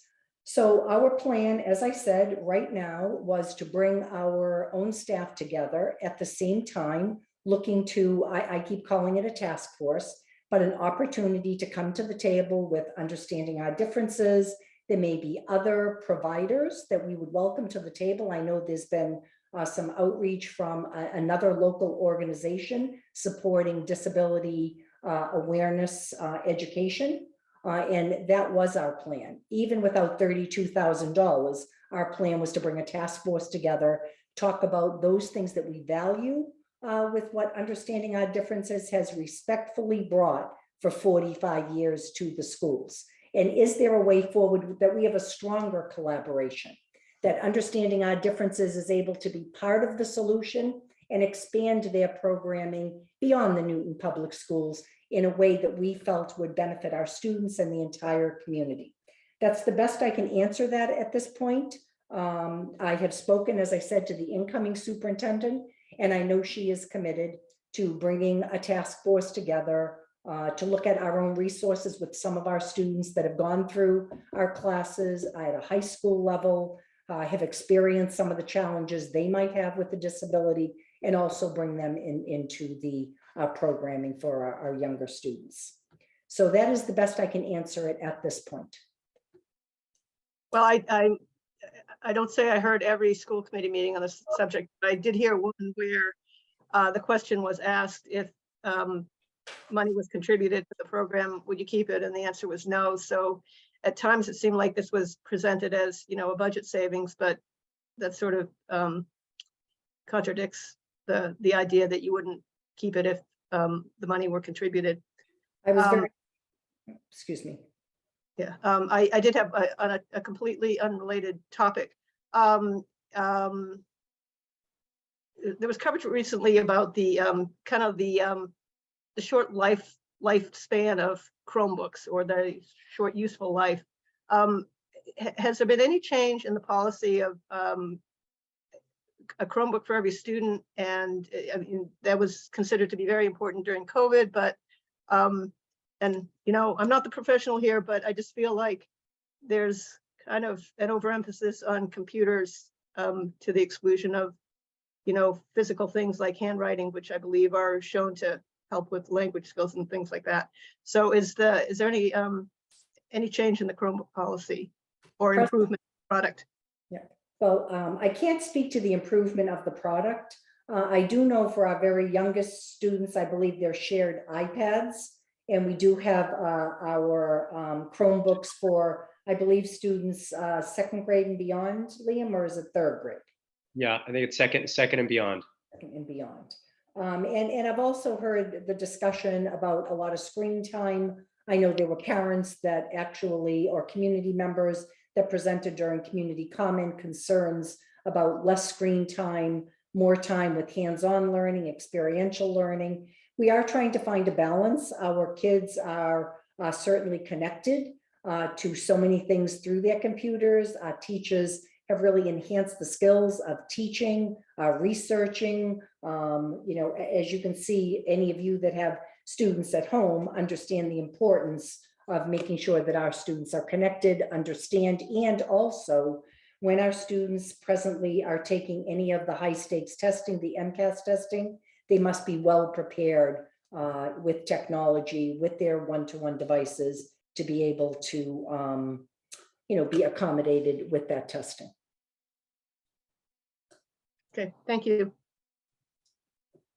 Thank you. Counselor Baker, then Humphrey.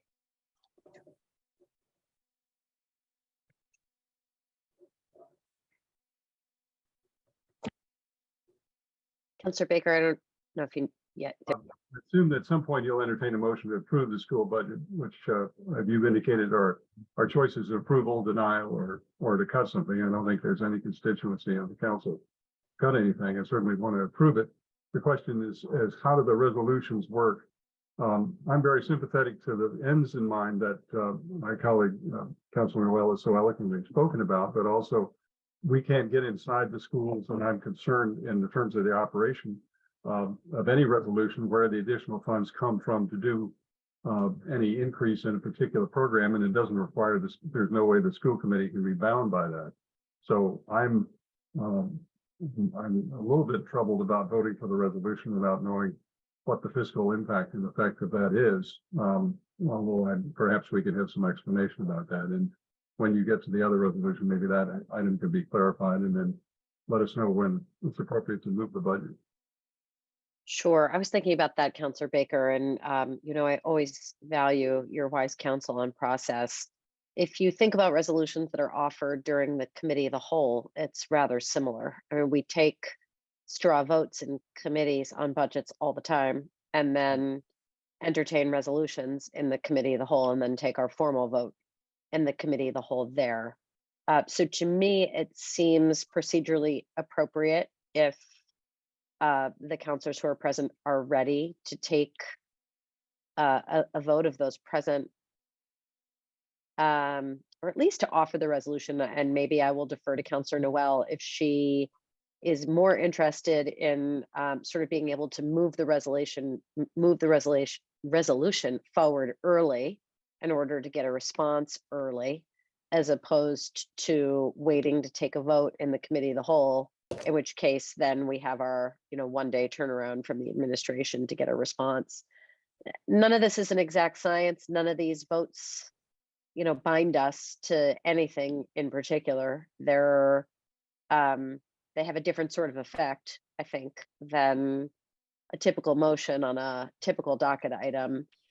So that's essentially why I was thinking that we could debate, vote if ready on the resolution.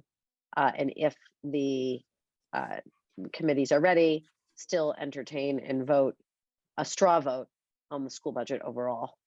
Or not. Our guidelines that we put out every year with respect to the budget are take a straw vote if we're ready, don't if you're not. I guess I'm persuaded to vote the school budget early to send this positive signal in that regard. And then if the resolutions are offered and there can be a swift response, the committee of the whole can consider what else to do later.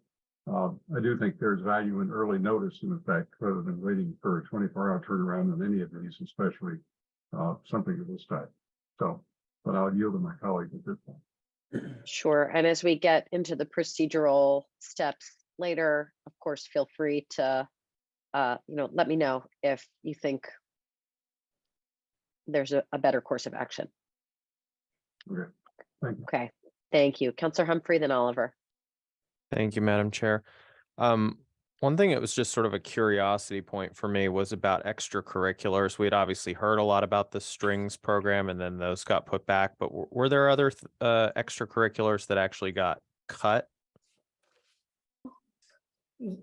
Yes, Counselor, you are correct that when we added back, I'm just looking for the figure, the $1.4 million, which really focused on class sizes. We also were able to bring back the strings program at that time. That was where the funding came in for disability awareness, and the rest of it were staff class size reductions. So you asked if there were other extracurricular, and there was across the board at our secondary level, middle and high schools, about a 10% reduction, which the schools are presently dealing with athletics and some of the extracurricular. And again, there will be some reductions really based on low enrollment, maybe clubs that, again, really hadn't even gotten off the ground, but we can continue to fund to make sure students have opportunities if there is interest. So I know we are presently where our budget was passed by the school committee on the 27th. That was part of the reduction, and it will have some impact. We hope minimal impact. I guess let me rephrase the question then. If I know there were various tiers of potential restorations and strings managed to make it in as a restoration, but would there be anything else that if the allocation had been higher, that there would have been, those extracurriculars would have been put back in or could have been put back in? So I'm looking, I had talked about we were looking at $2 million at the time. And we ended up going beyond the 1 million, 1.4 million was what we identified. So looking at that next level, I believe where we were going at that point, I'm just looking here what we have. Liam, I'm not sure I actually have the right sheet on the, here it is, the $2 million second round. It would have been class size at the middle school level. It was not extracurricular. Okay. Big picture then, we've heard a lot about the move that happened with OPEB to the city side. And the thing that was sort of a little perplexing to me was that, if that hadn't been moved, the allocation would have been 3.73%, you said. And then with the move, that brought the allocation down to 2.51%. And yes, there has been discussion of potential benefits to future budgets from not having that as part of the conversation on the allocation number. But I won't ask why, but I'll ask what could we restore? And I mean the collective we, not the council specifically, because we can't do anything. But what could we as a community restore if now having moved that OPEB money over to the city side, the NPS allocation was nevertheless at least 3.5, if not 3.73% this year in increase. That counselor would have been an additional $3.1 million. Is my Yep. hearing correct? That's Sure correct. sounds like it. Right, so we would have gone back to the drawing board. I'm looking at 782,000 was the difference between the 1.4 that we did bring back and the remainder getting to $2 million. That was class size at the middle school level, which included multi-team teachers at Brown and additional special education teachers. That was the 782.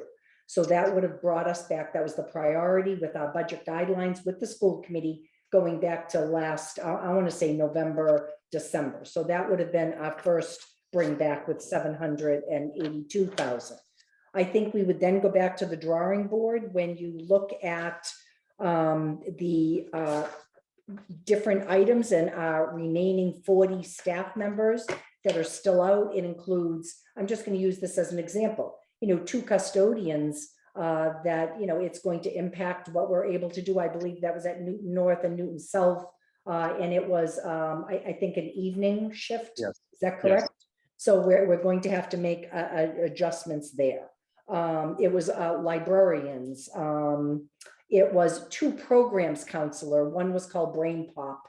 Another was called Newzella, which are clearly exceptional programs that our teachers were using, high quality programs. So this was some of the impact. So we would have to go back to the drawing board. Again, I don't see that happening. But that is where we landed. Well, I'll say it's too bad that we don't see that happening. And I think somebody ought to be thinking about making that happen because that's a pretty significant amount of money. And in theory, one of the benefits of moving the school's OPEB obligations over to the city side is to relieve the pressure on the school side so that we can, in fact, keep the allocations at least at pace with the annual revenue growth of the city. So we should probably be looking for 3.5% this year, not just in future years, in terms of the allocation to the schools side. And I realize that might mean some reductions or cuts somewhere else, but this seems like a perfectly reasonable question to be asking. And that's not really a question for you. The people who know who that's to are also listening. And it doesn't make sense to go through this whole big thing about how, we moved the OPEB to the other side of the city's balance sheet and then not match that with an increase of allocation that can be used for other things on the school side. So the actual effect of this has been to come in well under the revenue growth for the NPS side this year, which is unfortunate, and to take it out of the control of the school committee and put it on the city council side where we have no control over it because we're not allowed to make those kind of decisions, right? We have very little flexibility even compared to the school committee. So that's what I see as the effect of that this year. And while I'm excited about the potential impacts in future budget years, I'm in this budget year right now. So I'd like to see at least 3.5% allocation this year to NPS. And that's no reason why that's not possible still, even at this late stage. Next question. I think this may have been something that Councillor Albright was already asking about, so maybe we'll see that in the documentation that she had requested. But what would have been the elementary reduction in terms of aides and things like that due to enrollment alone as opposed to budget cuts? Because I was trying to get a handle on that. It's a relatively small number per school that's being reduced, but some of that is because some of those schools had enrollment drops. So I was trying to get a sense of what share of those reductions were enrollment related, not budget. So for the elementary counselor, just on page 30 of the budget book, we've got it's a minus 2.3 enrollment. So it's more than that, but then we added some reserves. So the net enrollment reduction, we're just calling enrollment reduction, is a minus 2.3 FTE for the elementary side. Okay, so the reason for the for the so-called reserve teachers is during the summer, the explanation that I gave about the ward school earlier. So there are things that happen over the summer, changes in enrollment, and we want to make sure that we're not caught as we were a year ago, that we have the reserves if we have to add a classroom teacher or two. Okay, so I just wanted to get clarity on that because of course there's been, you know, some talk out in the public that, oh, the enrollment is falling so dramatically at the elementary schools that of course we're making all these cuts, and that's a completely proportional cut, but it sounds like it was a disproportionate cut due to the budget constraints. So I wanted to underscore that. It was also stated earlier tonight that we had been struggling to fill aid and support positions this year as it already was. And I was wondering if we had any insights onto why that was. Was it due to compensation? Was it due to word getting around that these positions might not exist after this year? Do we know what the reasons were for that? Counselor, I can only answer for this year, so Liam will certainly talk about what the state was last year. So for compensation, you've paid very competitive wages. So as you look around at the surrounding communities who would be looking for some of these same pools of applicants, you definitely offer competitive wages to your aide, your paraprofessionals. Many of those were positions that remain unfilled. We also, for some other positions in the district, are competing with a job market that we can't seem to find the employees that we need for not our teaching positions. I want to say that, interesting enough, when we started the school year, I know I had many of my counterpart superintendents in other districts still struggling to fill, you know, a fourth grade position, a chemistry teacher at the high school. We started with our full slate of teachers this September. Although I will tell you, we're starting to see people leaving the profession. I think there's been a lot of challenges that I certainly don't have to, you know, share with any of you here. You see it as well as I do. So it isn't the compensation. Some of it is the job pool. And Liam, I'm not sure. Oh, you also, Counselor, asked about, we were not necessarily, other than your challenging budget last year, we certainly during the year were not talking about upcoming cuts, although truth be told, we were talking about the override vote in mid-October, and obviously out in the public talking about the impact it would have very soon after. Yeah, I think that was out in the ether. I think that would have been relatively inescapable. I do think, I know not everyone agrees, but I do think that if you find yourself in a situation, and not just us, you know, but all these districts where you can't attract people to work the jobs that you have, I think that you do have to assume that compensation is a pretty big factor in that. I'm cognizant that we have resource constraints and revenue constraints, but just generically speaking, and this isn't just for school positions, obviously it's true on the city side as well, that at a certain point you can look around, and if everyone is paying a certain rate and you say, well, we're paying the prevailing rate that everyone's paying and everyone is having trouble finding people, that means everyone is not paying enough, you know, relative to the market situation. So, you know, or at least it's not enough to incentivize people to go into this. So anyway, I will leave it at that. Thank you all so much for your time and of course, all of your efforts. I know this is a very difficult process and a challenging budget year. So, you know, nothing that I'm saying is a critique of any of the work that you've done on that front, really. It's just, you know, trying to have an open discussion here about that. So thank you very much.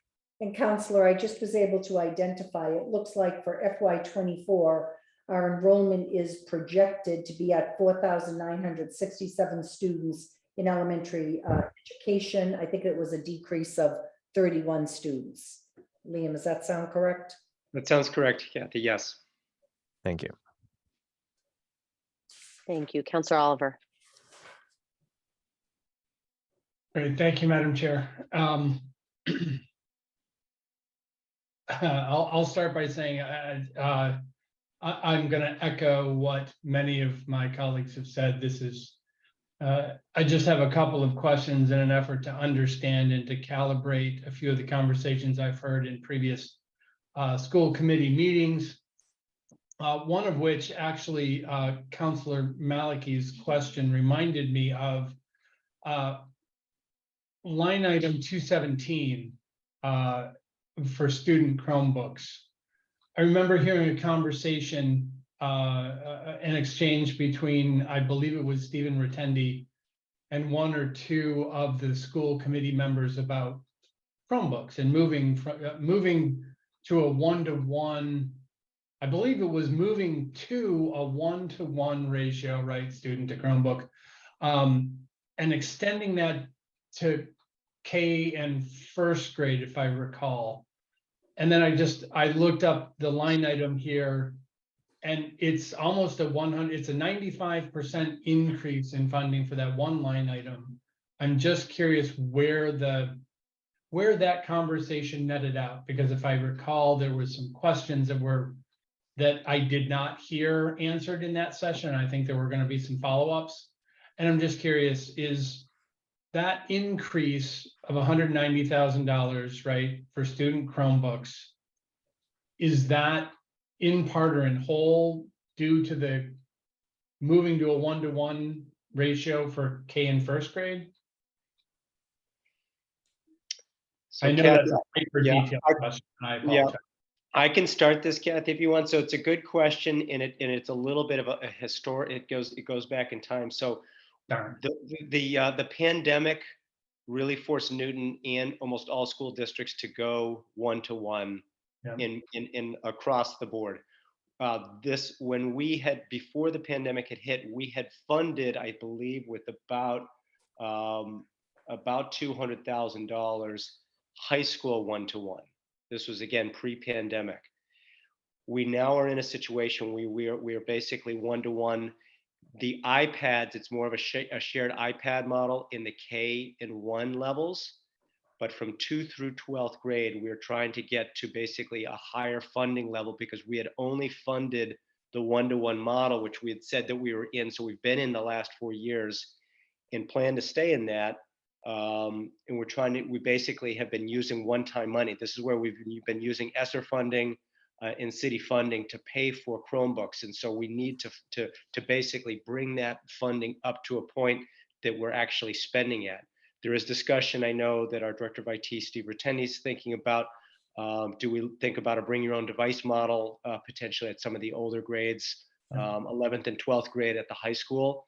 So this funding is not including one-to-one at K and 1, and it is trying to get us beyond just the high school funding that we had. So this is going to help us with our middle school and some of our higher level elementary grade levels. So I hope that makes sense in terms of we're trying to get that funding back up to really where the pandemic forced us in and where we see ourselves going in the future.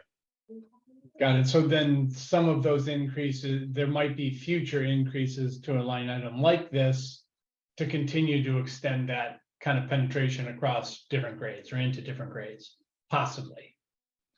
Possibly, yeah. I mean, it's again, still, I would say it's still not even 100% funded where our Director of IT would like, if that's the model that we do want to pursue. And certainly there's infrastructure and cybersecurity and then a whole other, initiatives that the IT department certainly needs. Great, I appreciate that information. The only other item that I wanted to mention, and this is somewhat, I know we're going to get to this probably in a few minutes, but I was unaware that we were adding our names to the resolution post the deadline on Friday, which I unfortunately missed.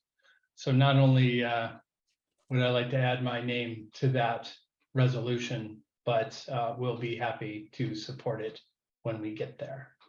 Thank you. I appreciate your time. Thank you, everyone, for your hard work on this. There's no easy way to go about this. Thank you. Thank you. Okay, thank you. We have gone through all the hands. I have a few questions myself. Then assuming there are no other questions, we'll move on to the resolution. Okay, some macro level stuff and some micro level stuff. So first I wanted to ask about the commentary, Superintendent Smith, around one-time funds. We've talked a lot in my time as a counselor about the use of one-time funds and where they're appropriate and where they are not appropriate. I also heard Assistant Superintendent Hurley refer to subject matter like the increases in fees as necessary evils that essentially all districts have to do. in order to balance their budgets. And what I'm wondering is, with respect to one-time funds and the concept of necessary evils, how many other districts use one-time funds to balance their budgets? I can't, tell you how many districts, but I can tell you that districts are being very careful with their ESSER funding.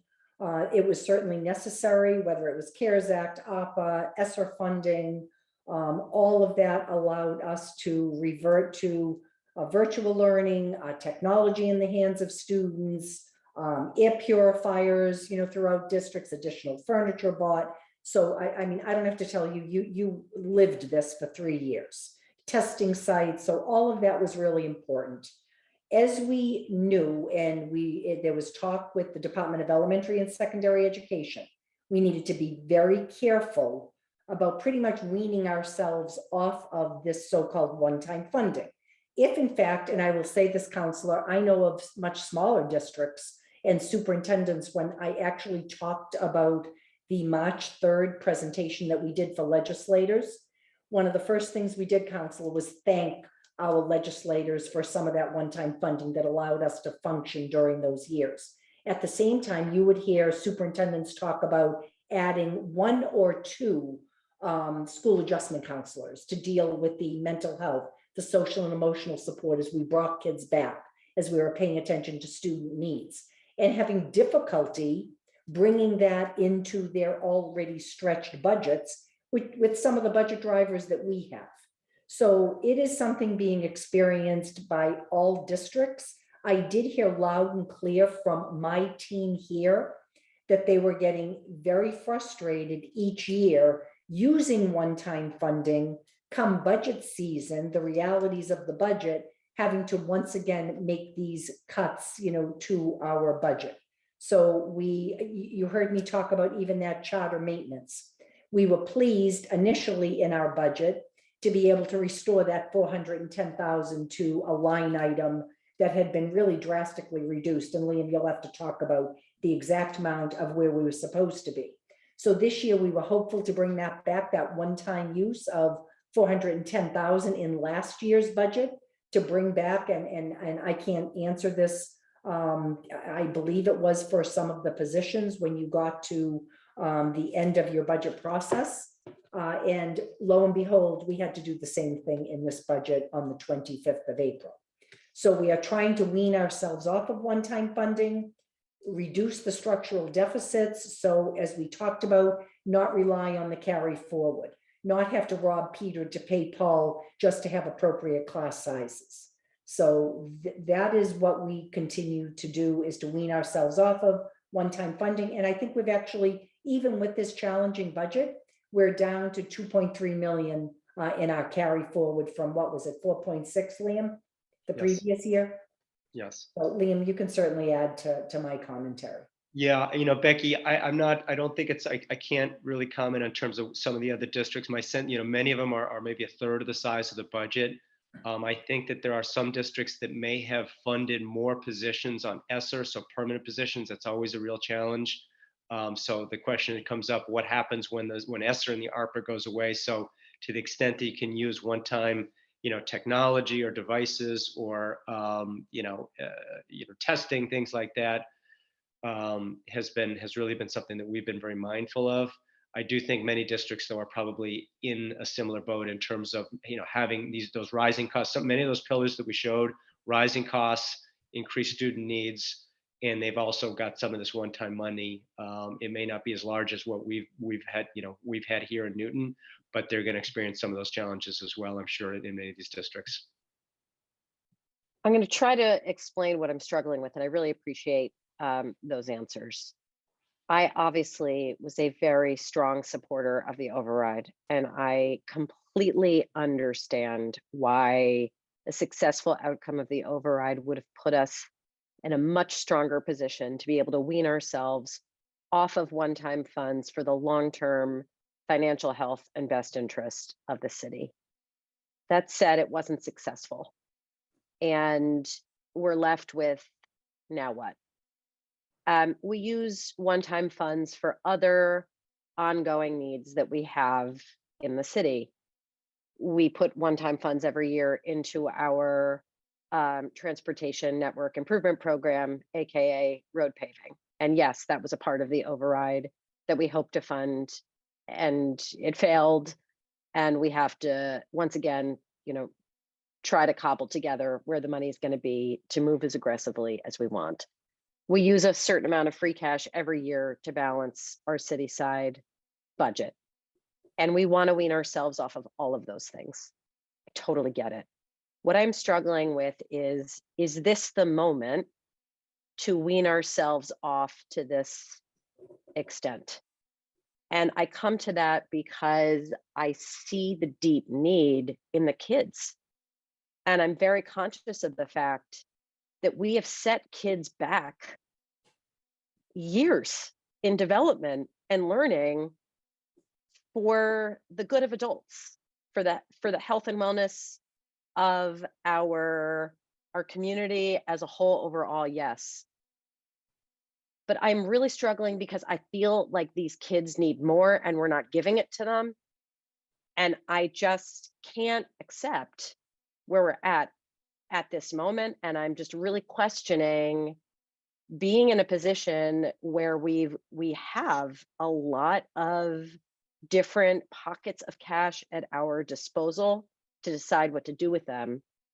And to keep ourselves in a situation where we're reducing kindergarten aides by 17 and leaving our middle school class sizes too large. It's just really troubling me. So I'm going to move on to some of the more specific questions, but I want to put that out there because as we move through this process and when you see what my comments and votes are, I just want folks to really know, like, I'm really, really wrestling with this. I think those of you on the council know that along with others here, have been putting tremendous amounts of time into trying to figure out if there is anything we as a council can do to move the ball on this particular question.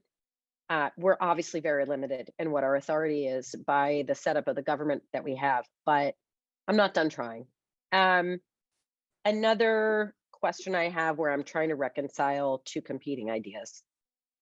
On the one hand, I hear from those who say we need more funding in our school budget because despite the fact that we've had declining enrollment overall, and I'm looking at a page of the budget book that initially when you published it was 37, I think now it's 39. It lays out K-12 enrollment, and then it lays out, it's called summary by type of spending. So you can see that we're down by about 1,000 students from fiscal year 20 to fiscal year 24. And you can see that we are up meaningfully in a few places. One is in the all aids line. Back in fiscal year 20, if I'm reading it right, we had 431.6. And in this budget, we're budgeting for 506.8. We're up in administrators and coordinators, we're up in student services teachers, we're down in other FTE areas. So on the one hand, I hear from folks who say we need all those additional FTEs because the nature of administering education has changed, the level of needs of students has changed, and a classroom is not what we remember it from when I was a kid. It's not one teacher, the only adult in a room with a classroom of kids, going methodically through one curriculum. That we have a very different, classrooms look different today in a way that I don't have personal experience. And then on the other hand, I hear folks say, well, enrollment's down by 1,000, but we're adding all these FTEs. The school department's got to get itself in line and right size itself to what these numbers are. If you can, help me reconcile these ideas. Okay, I'm going to take the first crack at it, Becky. Excellent discussion, and I have heard some of these same things as I had the opportunity, as I spoke at in the beginning of this presentation, out meeting your parents, your stakeholders, all, many talking about at the time the override or the vision for the Newton Public Schools. I think one of the best presentations we had, and I wish I'm usually really good with dates, I want to say it was probably early January, where we actually brought together a team of teachers. I think it was from Angel. I think it was the second grade.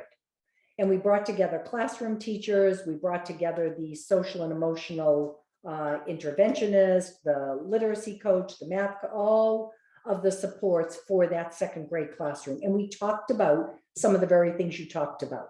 What does it mean when you have a student, again, with needs coming off of the pandemic where they become dysregulated? The teacher is teaching a lesson to the class.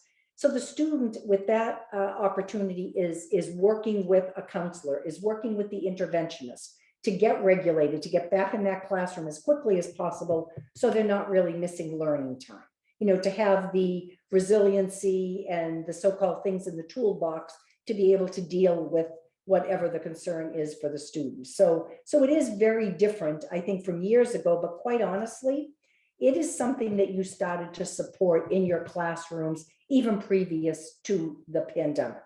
It has certainly heightened the need to make sure that these positions, which have been successful in supporting your students in a premier high quality district such as Newton, has been able to continue to support.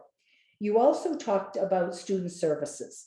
And this is an area, again, where we are bringing back students to the district. I can remember a slide during presentation for the override talking about out of district placements and looking at the percentages of students that we're actually bringing back in-house. Hence, you heard me talk this evening about the Bowen program, adding that classroom, which is costly. I think it was almost $500,000. And it's so worth it to, again, not have these kids in out of district placements, but not only educating them with their peers, providing them with BCBAs, supports that they need where they can be integrated in certain areas, supported and at home in Newton in this excellent school district. You also brought up administrators and coordinators, or the line item. And the one thing that I look at, and many people look at in a district, and DESE publishes this as far as looking at your student population. And yes, we have and continue to have a decrease in enrollment, and every year need to right size the district, which is why when I talked about looking at this budget deficit, that we first of all looked at the enrollment, making those reductions before we made the reductions due to the so-called budget gap. But administrators and coordinators, we have been out of, I'm going to say 13 or 14 comparable districts. We are pretty much at the low end of that. So you saw this year, we actually brought back your coordinators, which are presently reviewing your literacy curriculum that you're going to make a decision on in the next couple of years, looking at a 20-year-old curriculum and the updates needed, hopefully referencing the science of reading, paying attention to screening our students for dyslexia, and so many other things. We have to be making the right decisions and support for the teachers with curriculum and professional development. So I want the public to know that we continue to look at being, I keep talking about being good stewards of your tax dollars, but this is a difficult time to continue to do that. You know, the needs are great, the gaps are there. I think we're getting there, but we're going to need a little bit more time. And these are not the schools of 20 years ago, not even 10 years ago, probably not 5 years ago. So let me ask you another question, which is about the vacancies, and a colleague of mine brought this up. Can you be more specific? I don't know if you're able to be right now, but can you be more specific about how many vacancies we had in aide positions this year and how we functioned in the face of those vacancies? And what I'm asking, and I plan to ask the same in the face of vacancies that we faced on the city side, and I did actually in our budget conversation last night. After a while, if a position has been vacant for so long and we're functioning pretty well anyway, the question then is, do we need these positions? And that's what I'm legitimately asking. I'm not expressing an opinion. I'm trying to understand. Liam, do you have the exact number of the positions we were unable to fill? And I can address some of the discussion about the aide positions. Sure. Thank you, Councilor Grossman. So we would typically, in a typical year, have 10 to 20 open, I would say, aide or paraprofessional vacancies.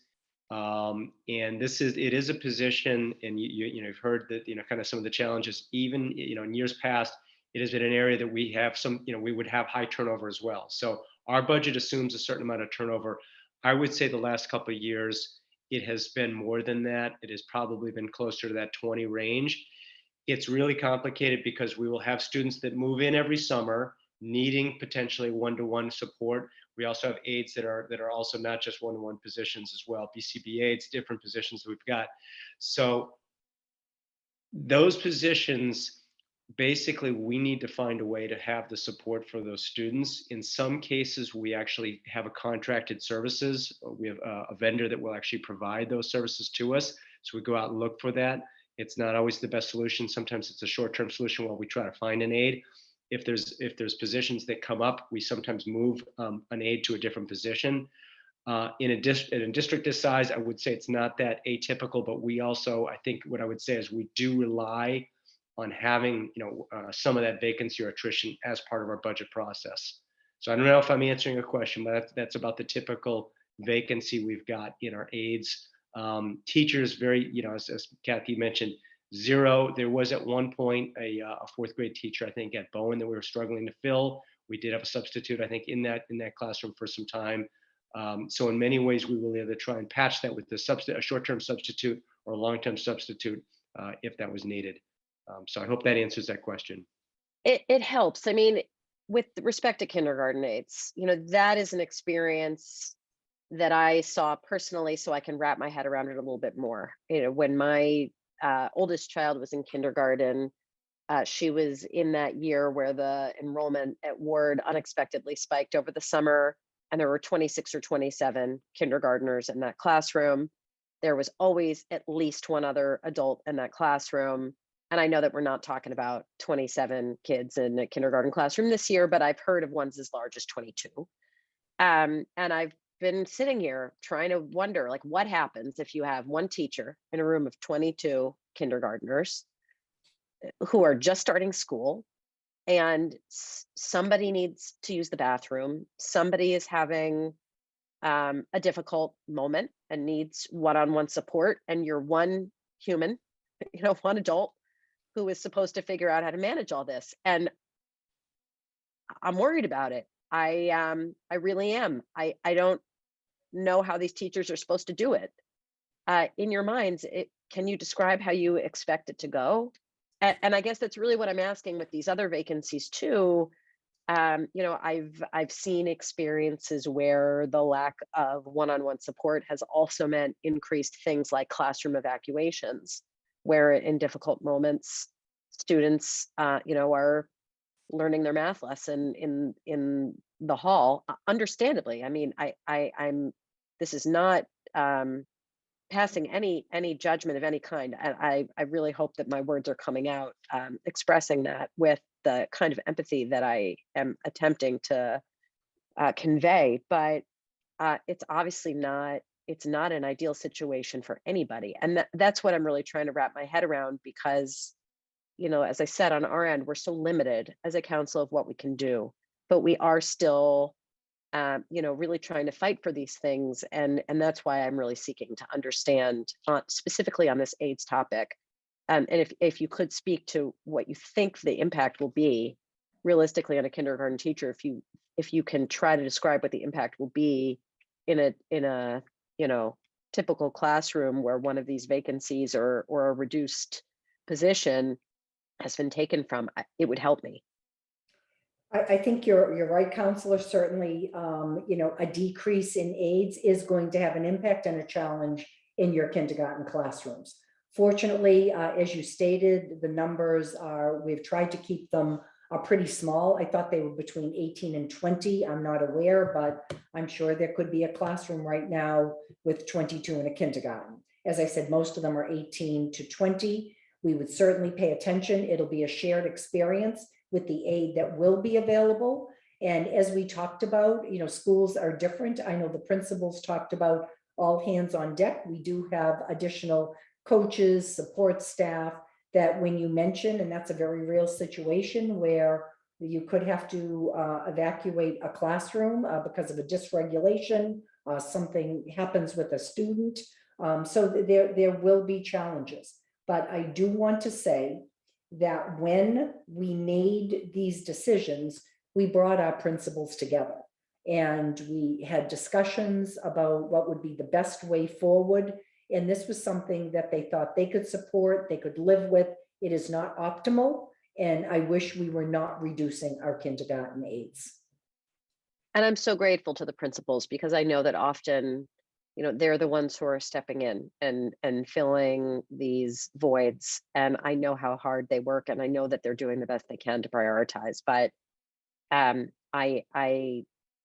just think it remains a really significant problem. The last topic I want to bring up is the middle schools. What is the ideal size of a middle school team? I think the ideal size is probably somewhere between, I would say 85 and 90. Probably. And we're I'm sorry. We're at 97 in this budget. Some of our classes are at 97. Some are as low as I think 87. I think that might be Bigelow. How many half teams are we looking at? Oh boy. Yeah. And also, if you could, if you know, compared to today, how many half teams? So compared to today, meaning, Well, I know, for example, my daughter's on a half team at Bigelow. So I know we certainly yeah. have at least one half team, but I didn't listen to all the school committee deliberations. We meet as a finance committee mostly at the same time as the school committee. So I've listened to recordings as much as I can. I didn't hear all of the ins and outs as it went on, but my understanding is we're going to have more next year than we do now. I think we're gonna have to add that, Kathy, to the list so we can get back to you. It's a couple more, I think, Becky, but I want to get the exact for you there. I just want to express some concern about that as well. I've also seen firsthand what a difficult period in a young person's life middle school is. I heard some comments through the school committee process about how, you know, the half team situation has worked out and has been fine. I don't view it that way. I don't think it's been fine.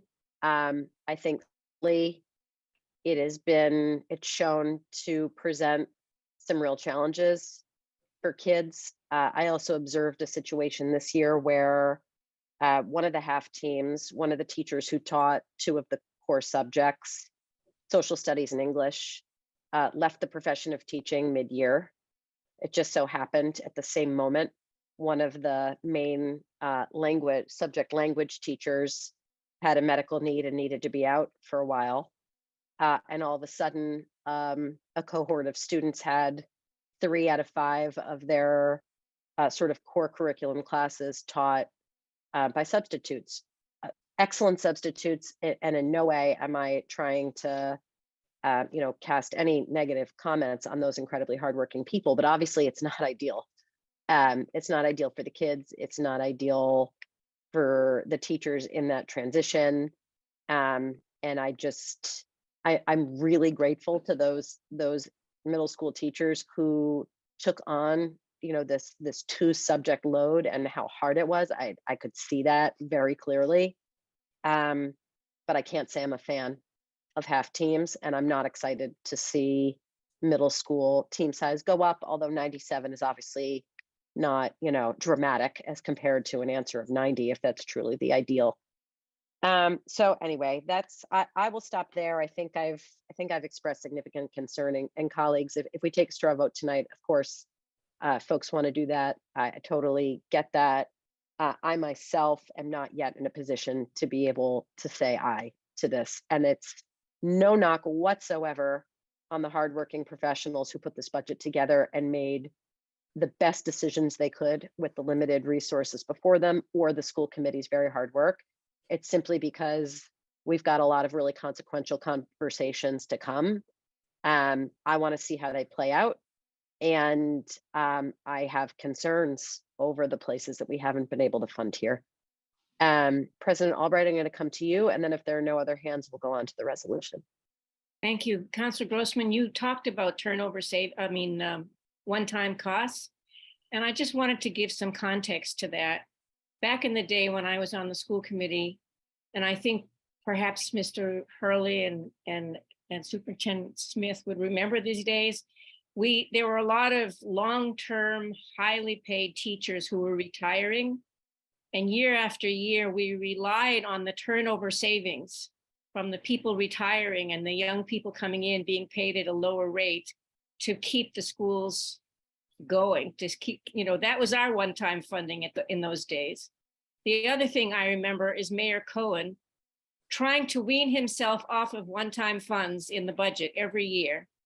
So this is like a chronic problem that municipalities have. There's never enough money to run the budget. And we might as well just get used to the fact that we need to use one-time money to keep our cities going and stop fussing about it.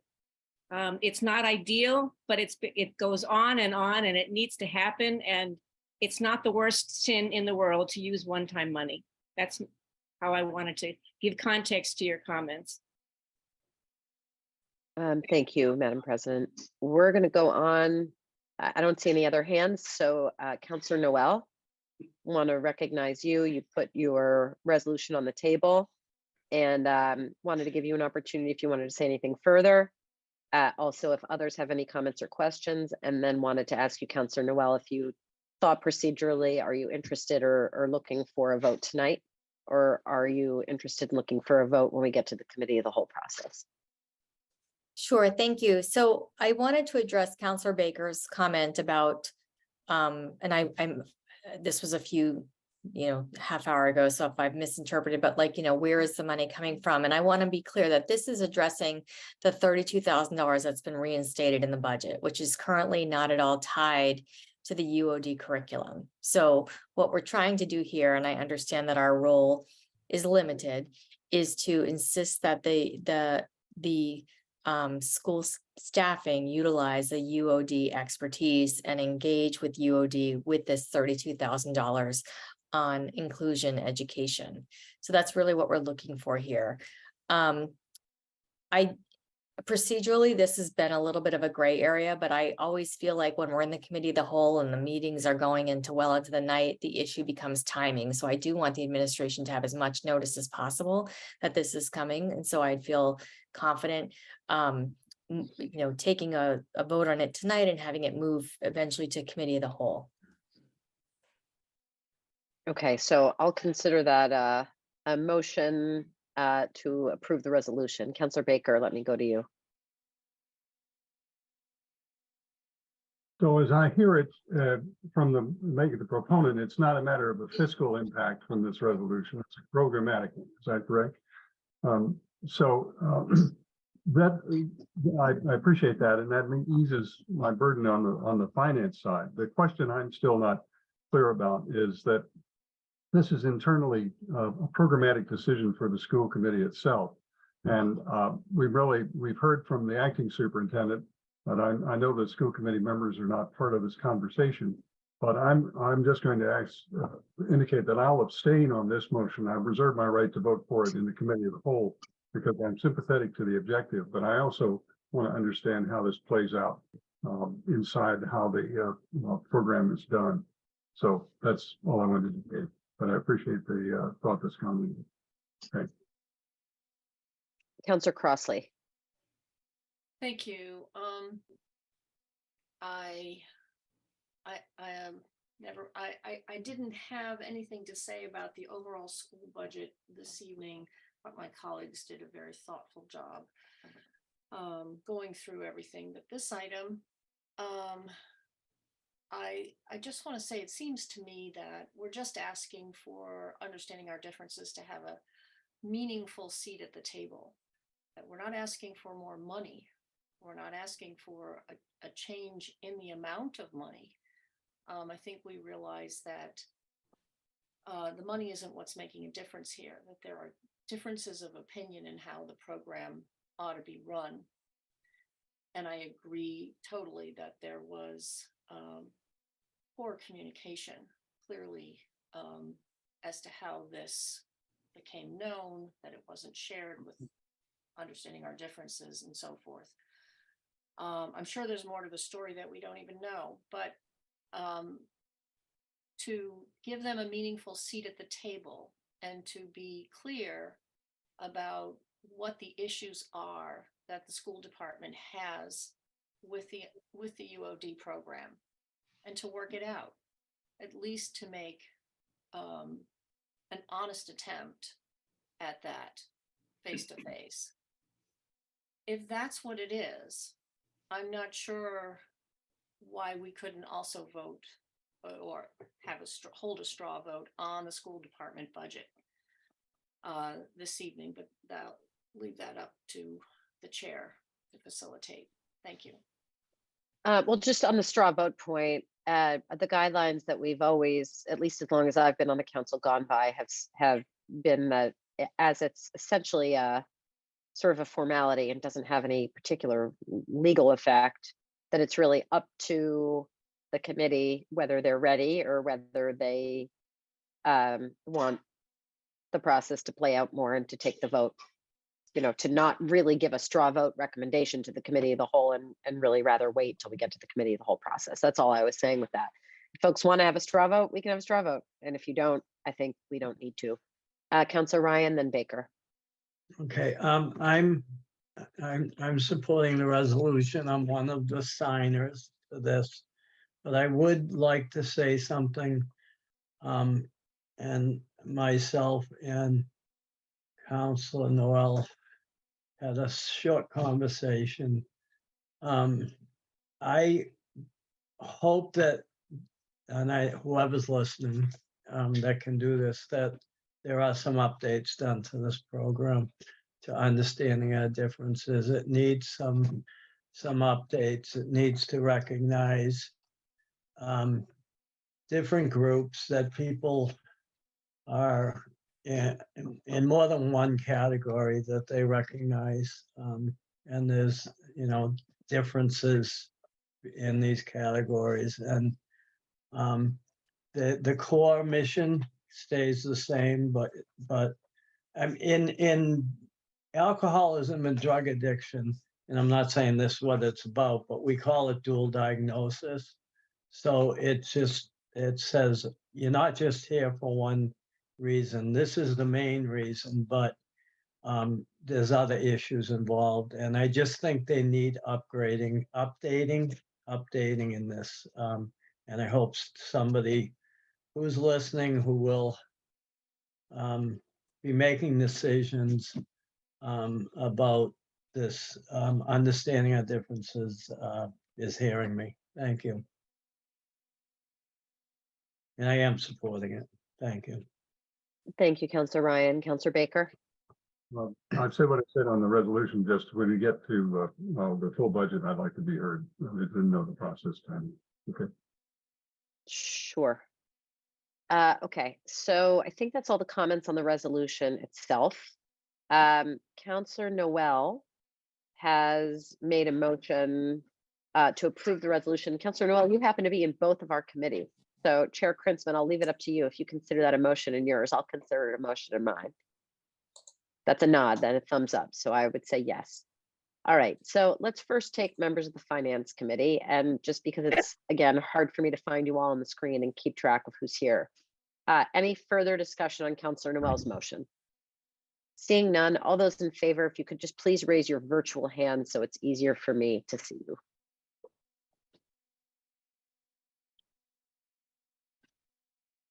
This is just members of the Finance Committee. So I see 1, 2, 3, 4.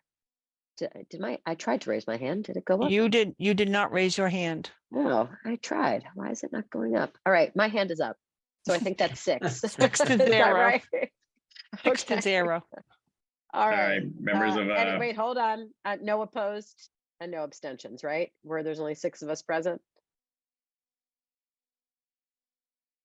Okay, I think that's correct. Councilor Krinsman, you're up.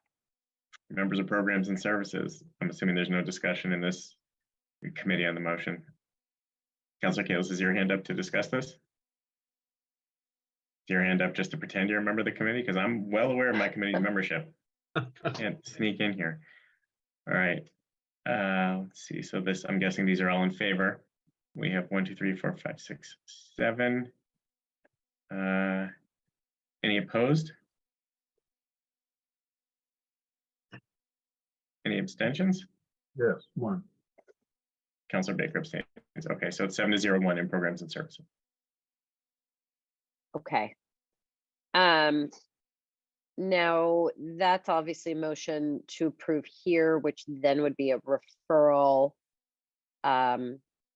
I suppose to the committee of the whole, but Counselor Baker, let me come to you on process at this point, because I know you wanted to say something on process. So maybe you want to say something on that point of process as well as straw votes overall, but go ahead, please.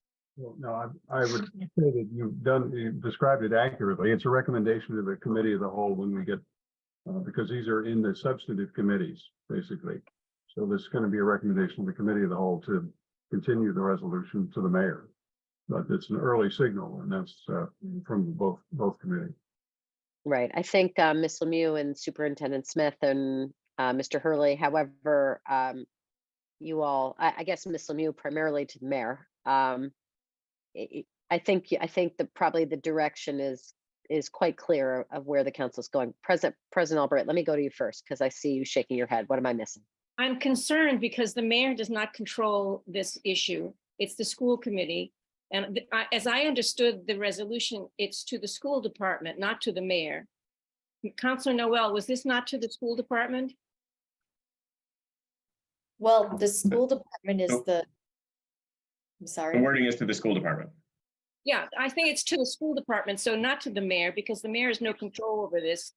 And although we are referring it to the committee of the whole, I think that the superintendent, Mr. Hurley, Liam, could take this on board, that this recommendation will likely be made to the school department. And although it's not officially being transmitted, it's essentially being transmitted because the majority of the council have already voted for it. But it doesn't go to the mayor. That sounds right, and I appreciate the correction.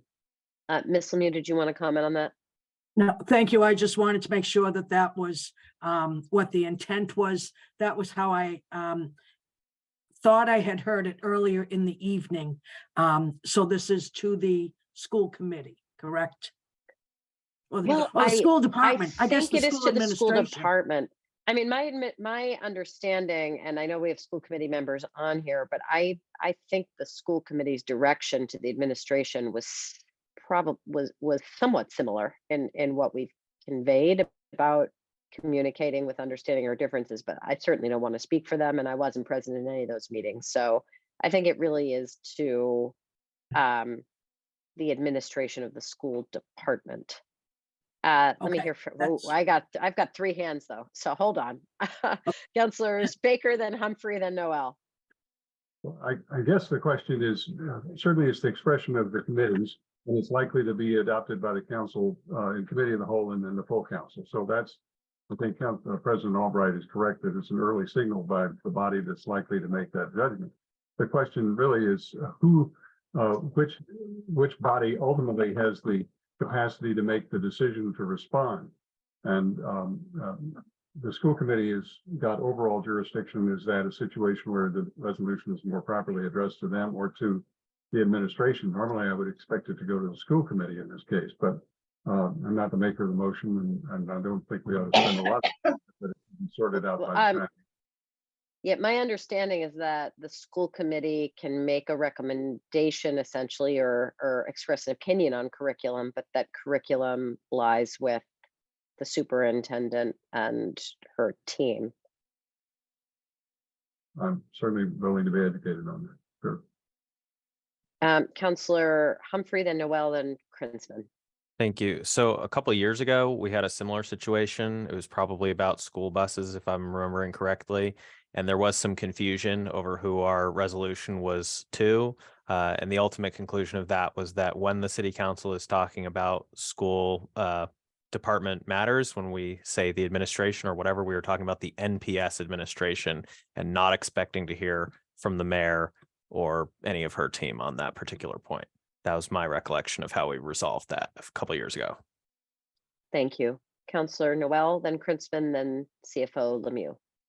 I just want to clarify that this was added back into the budget by City Councilor, no, pardon me, School Committee Member Paul Levy, and it remains silent on the inclusion of understanding our differences. It simply talked about inclusion education. So in terms of, by way of background. We have, okay, Councilor Krinsman, Ms. Lemieux, and then our school committee chairperson has raised her hand as well. So I'd like to get to her as quickly as we can. Go ahead, Councilor Krinsman. I'm happy to defer to them. I think the confusion here is that usually our resolutions have to do with seeking a funding or an increase in funding. And so we send those to the mayor. I don't think there's anything that says a resolution has to go to the mayor. The resolution can go to whoever would be the appropriate decision-making body. And this one happens to be a request to use that funds in a certain way, which I think is directed appropriately at the school department. And so if the superintendent wants to provide a response, or if anyone else from the school department wants to provide a response, I think that would be appropriate. But I guess I'd love to hear what Tamika and Maureen have to say. Ms. Lemieux?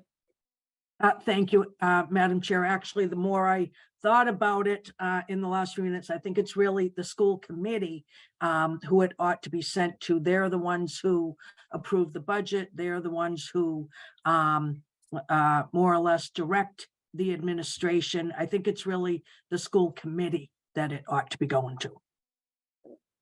Okay, School Committee Chair Olszewski, do you want to, thank you for joining us. Great to see you and appreciate your comments on this.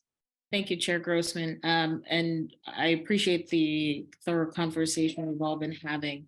I've appreciated listening to you grappling with some of the issues that the school committee has grappled with throughout our budget approval process. Specific to this item, I wanted to contribute that, sorry, bedtime is happening in my household. I wanted to contribute that the school committee authorized the set aside of, I believe it was $32,000, I can't remember the specific amount, for development of a disability inclusion program. That contemplates that vendors, and which in this instance, understanding our differences, would be one of those prospective vendors, would have an opportunity to sit down with the school department and its team to discuss how to best service the needs of our students with regard to the disability inclusion program. So the mechanism for doing that was to set aside the funds. It is absolutely the purview and the discretion of the superintendent and our new superintendent coming in, Dr. Anna Nolan and her team, to curate that program specific to the needs of our students. And so the school committee has authorized the hold of those funds for this specific line item, and that's where our authority ends. The allocation of the funds, not the decision making as to what that program looks like, how it will be implemented.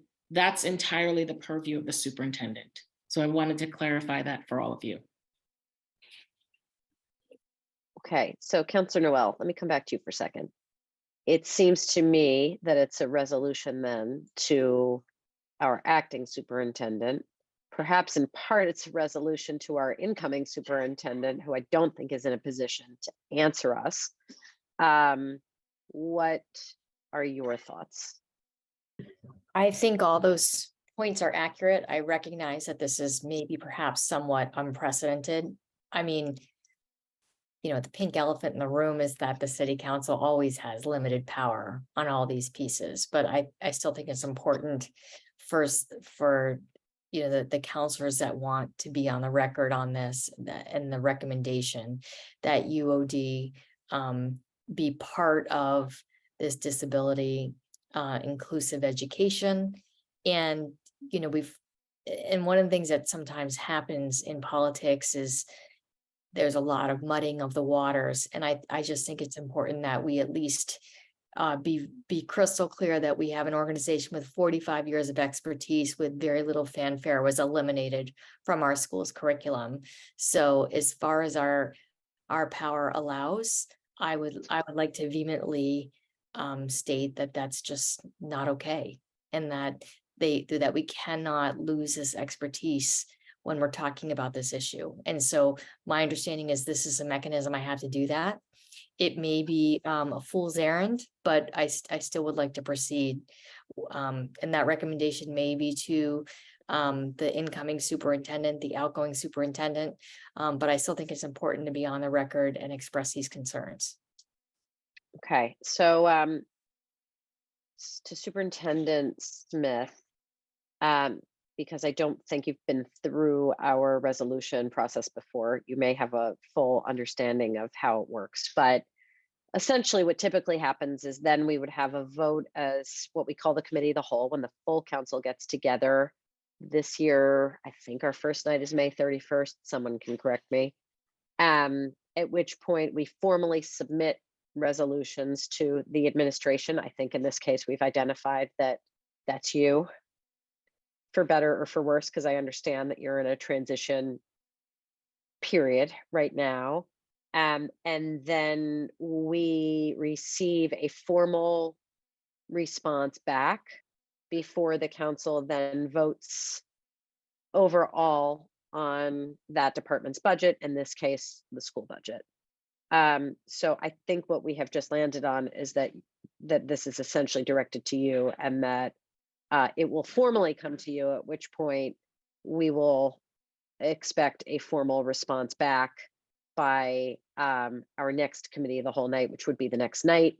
I believe, do I have the dates wrong, President Albright? Is it May 30th, 31st, and June 1st? Is it May 31st, June 1st, and June 2nd? I don't remember. Danielle, do you know the dates? Yes, I'm checking right now. Um, The first committee, the whole meeting is May 30th. It's Tuesday night after Memorial Day. Okay, so most likely the full vote or the formal vote of the committee of the whole will take place on the 30th. Sometimes, depending on the order in which we take up different budgets, it would be the next night, but I would anticipate we would probably have a formal vote on the 30th and then a reply by the 31st. Obviously, at this early date of May 9th, you have a preview of coming attractions. Any further discussion on this, having voted it? Okay. Yeah, Counselor Counselor Baker. Grossman, can I just add? Oh, I'm sorry. Yes, sure. No, that's all right. Go ahead. No, I just want to add that sort of procedurally to help counselors through their process. What happens is, obviously, as a committee, we take straw votes on the various department budgets before the committee of the whole meeting. So those votes are usually taken before we have a response to the resolution. So if for some reason your vote on the department budget hinges on the response to the resolution, that is often a reason to abstain in the committee process on the straw vote for the department, again, as sort of a signal that you're waiting to hear back on the resolution. And if I've misstated that, or, I don't want to tell anyone how to do anything, but that's just sort of a common process, I would say, that we've seen. I think you explained that very well. Counselor Baker, did you want to say anything else? Otherwise, I think a motion for a straw vote is fine. As Counselor Krinsman just alluded to, people can vote yes, no, or abstain. Well, I guess my sense is that it would be really quite unusual for, in my experience, for the school discussion process not to produce a vote in favor of the school budget. In all my years in the council, I've never seen the committee come out with an abstention. That doesn't mean members of individual committee members couldn't do that. But I would like to move approval of the budget, because I think it's vital to send a signal that we want to get this move forward. The issue about this particular issue is obviously that we've spent some time on it, but my vote isn't contingent on that, as Councilor Krinsman or Chair Krinsman has indicated. So I'd like to at least go on the record as supporting funding the schools, and then take that out to the full committee of the whole, because that does go through our budget process. And you've said at the very beginning, we have only three choices. We can deny, we can cut, or we can approve for this number. So that's yeah. I don't recall what happened in committee in these committee discussions last year, but correct me if I'm wrong. My recollection of last year's budget was that the council overall, the committee of the whole, voted no on the school budget. So I do recall then, yeah, and then when we reported out the final vote before full council, City Solicitor Giuliani had me use really specific language and read out numbers really, really carefully to be extra sure that we didn't accidentally defund our schools as a result of our vote. I can't recall though that our committee voted no before, not the committee of the whole. That's. I don't know. I don't recall about our I- committees, but I do recall about My the rep- committee of the whole. I think programs and services was like 3-0 to 5. I think we had a Yeah. majority abstain. Let me go to Counselor Humphrey, and then we've got, obviously you have your motion in programs and services, so I'll turn it back over to you, Chair Krinsman. We'll see what happens in finance. Counselor Humphrey? Thank you. I was basically going to say what Chair Krinsman just said, which is that we did indeed vote mostly abstentions out, which of course meant that the yes votes carried it out, even if there weren't that many of them last year. And then we had a whole different discussion and outcome before the full committee of the whole. But I think it's more than reasonable for us to vote abstentions tonight if we feel like it. I think many of us probably will. And I don't think it will be entirely because of the one point that just got mentioned.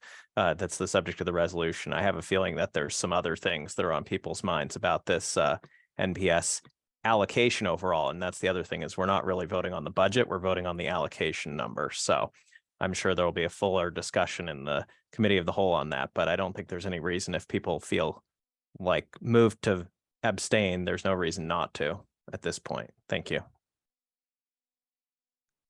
Chair Krinsman, over to you for the motion. All right, any discussion on the motion to approve on a straw vote, the school department budget? Oh, I don't have the number in front of me. Well, that's okay. The school department budget as proposed. Any discussion? Yep, just one point to respond to, if I can. I think it's important to send out the budget as is. We don't have a resolution about other financial portions or implications of the number, and it's certainly in order to be made anytime. But I do think at the moment, the only issue that we've really discussed has been the subject of the resolution. So I'm going to vote in favor of the resolution of, of approval, because I think it's important, as I indicated, to get it out. My colleagues can join me or not. Thank you. Thank you, Councilor Baker. I'm just looking it up. I believe the number is 268,655,413. Do I have that right? That's Yes. correct. Okay. I will mention from my perspective, I wish the budget were more. As a city council, we don't have the authority to increase the allocation. I'm troubled, obviously, by the finances of the city, by the override vote, and this is sort of the consequence. So as much as I hate it, I'm going to be voting in favor of the budget because I do want to allocate money to the schools. President Albright. Thank you, Mr. Chair. I am awaiting certain information that I asked for tonight. And you're right, we don't have any authority over the school budget except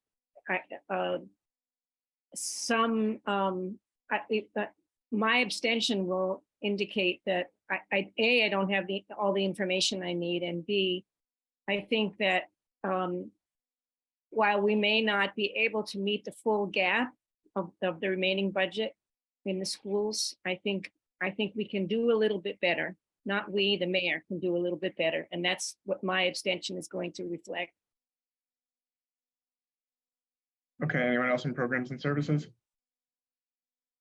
Okay, in programs and services, all those in favor of the school budget as proposed, as approved by the school committee? Can I get yellow hands maybe? It's like 2 of us. 2. Those opposed? All right, and abstentions.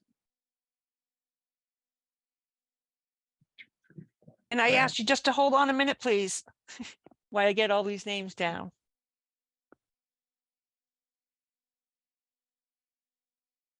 Okay, thank you. Thank you, programs Okay. and services.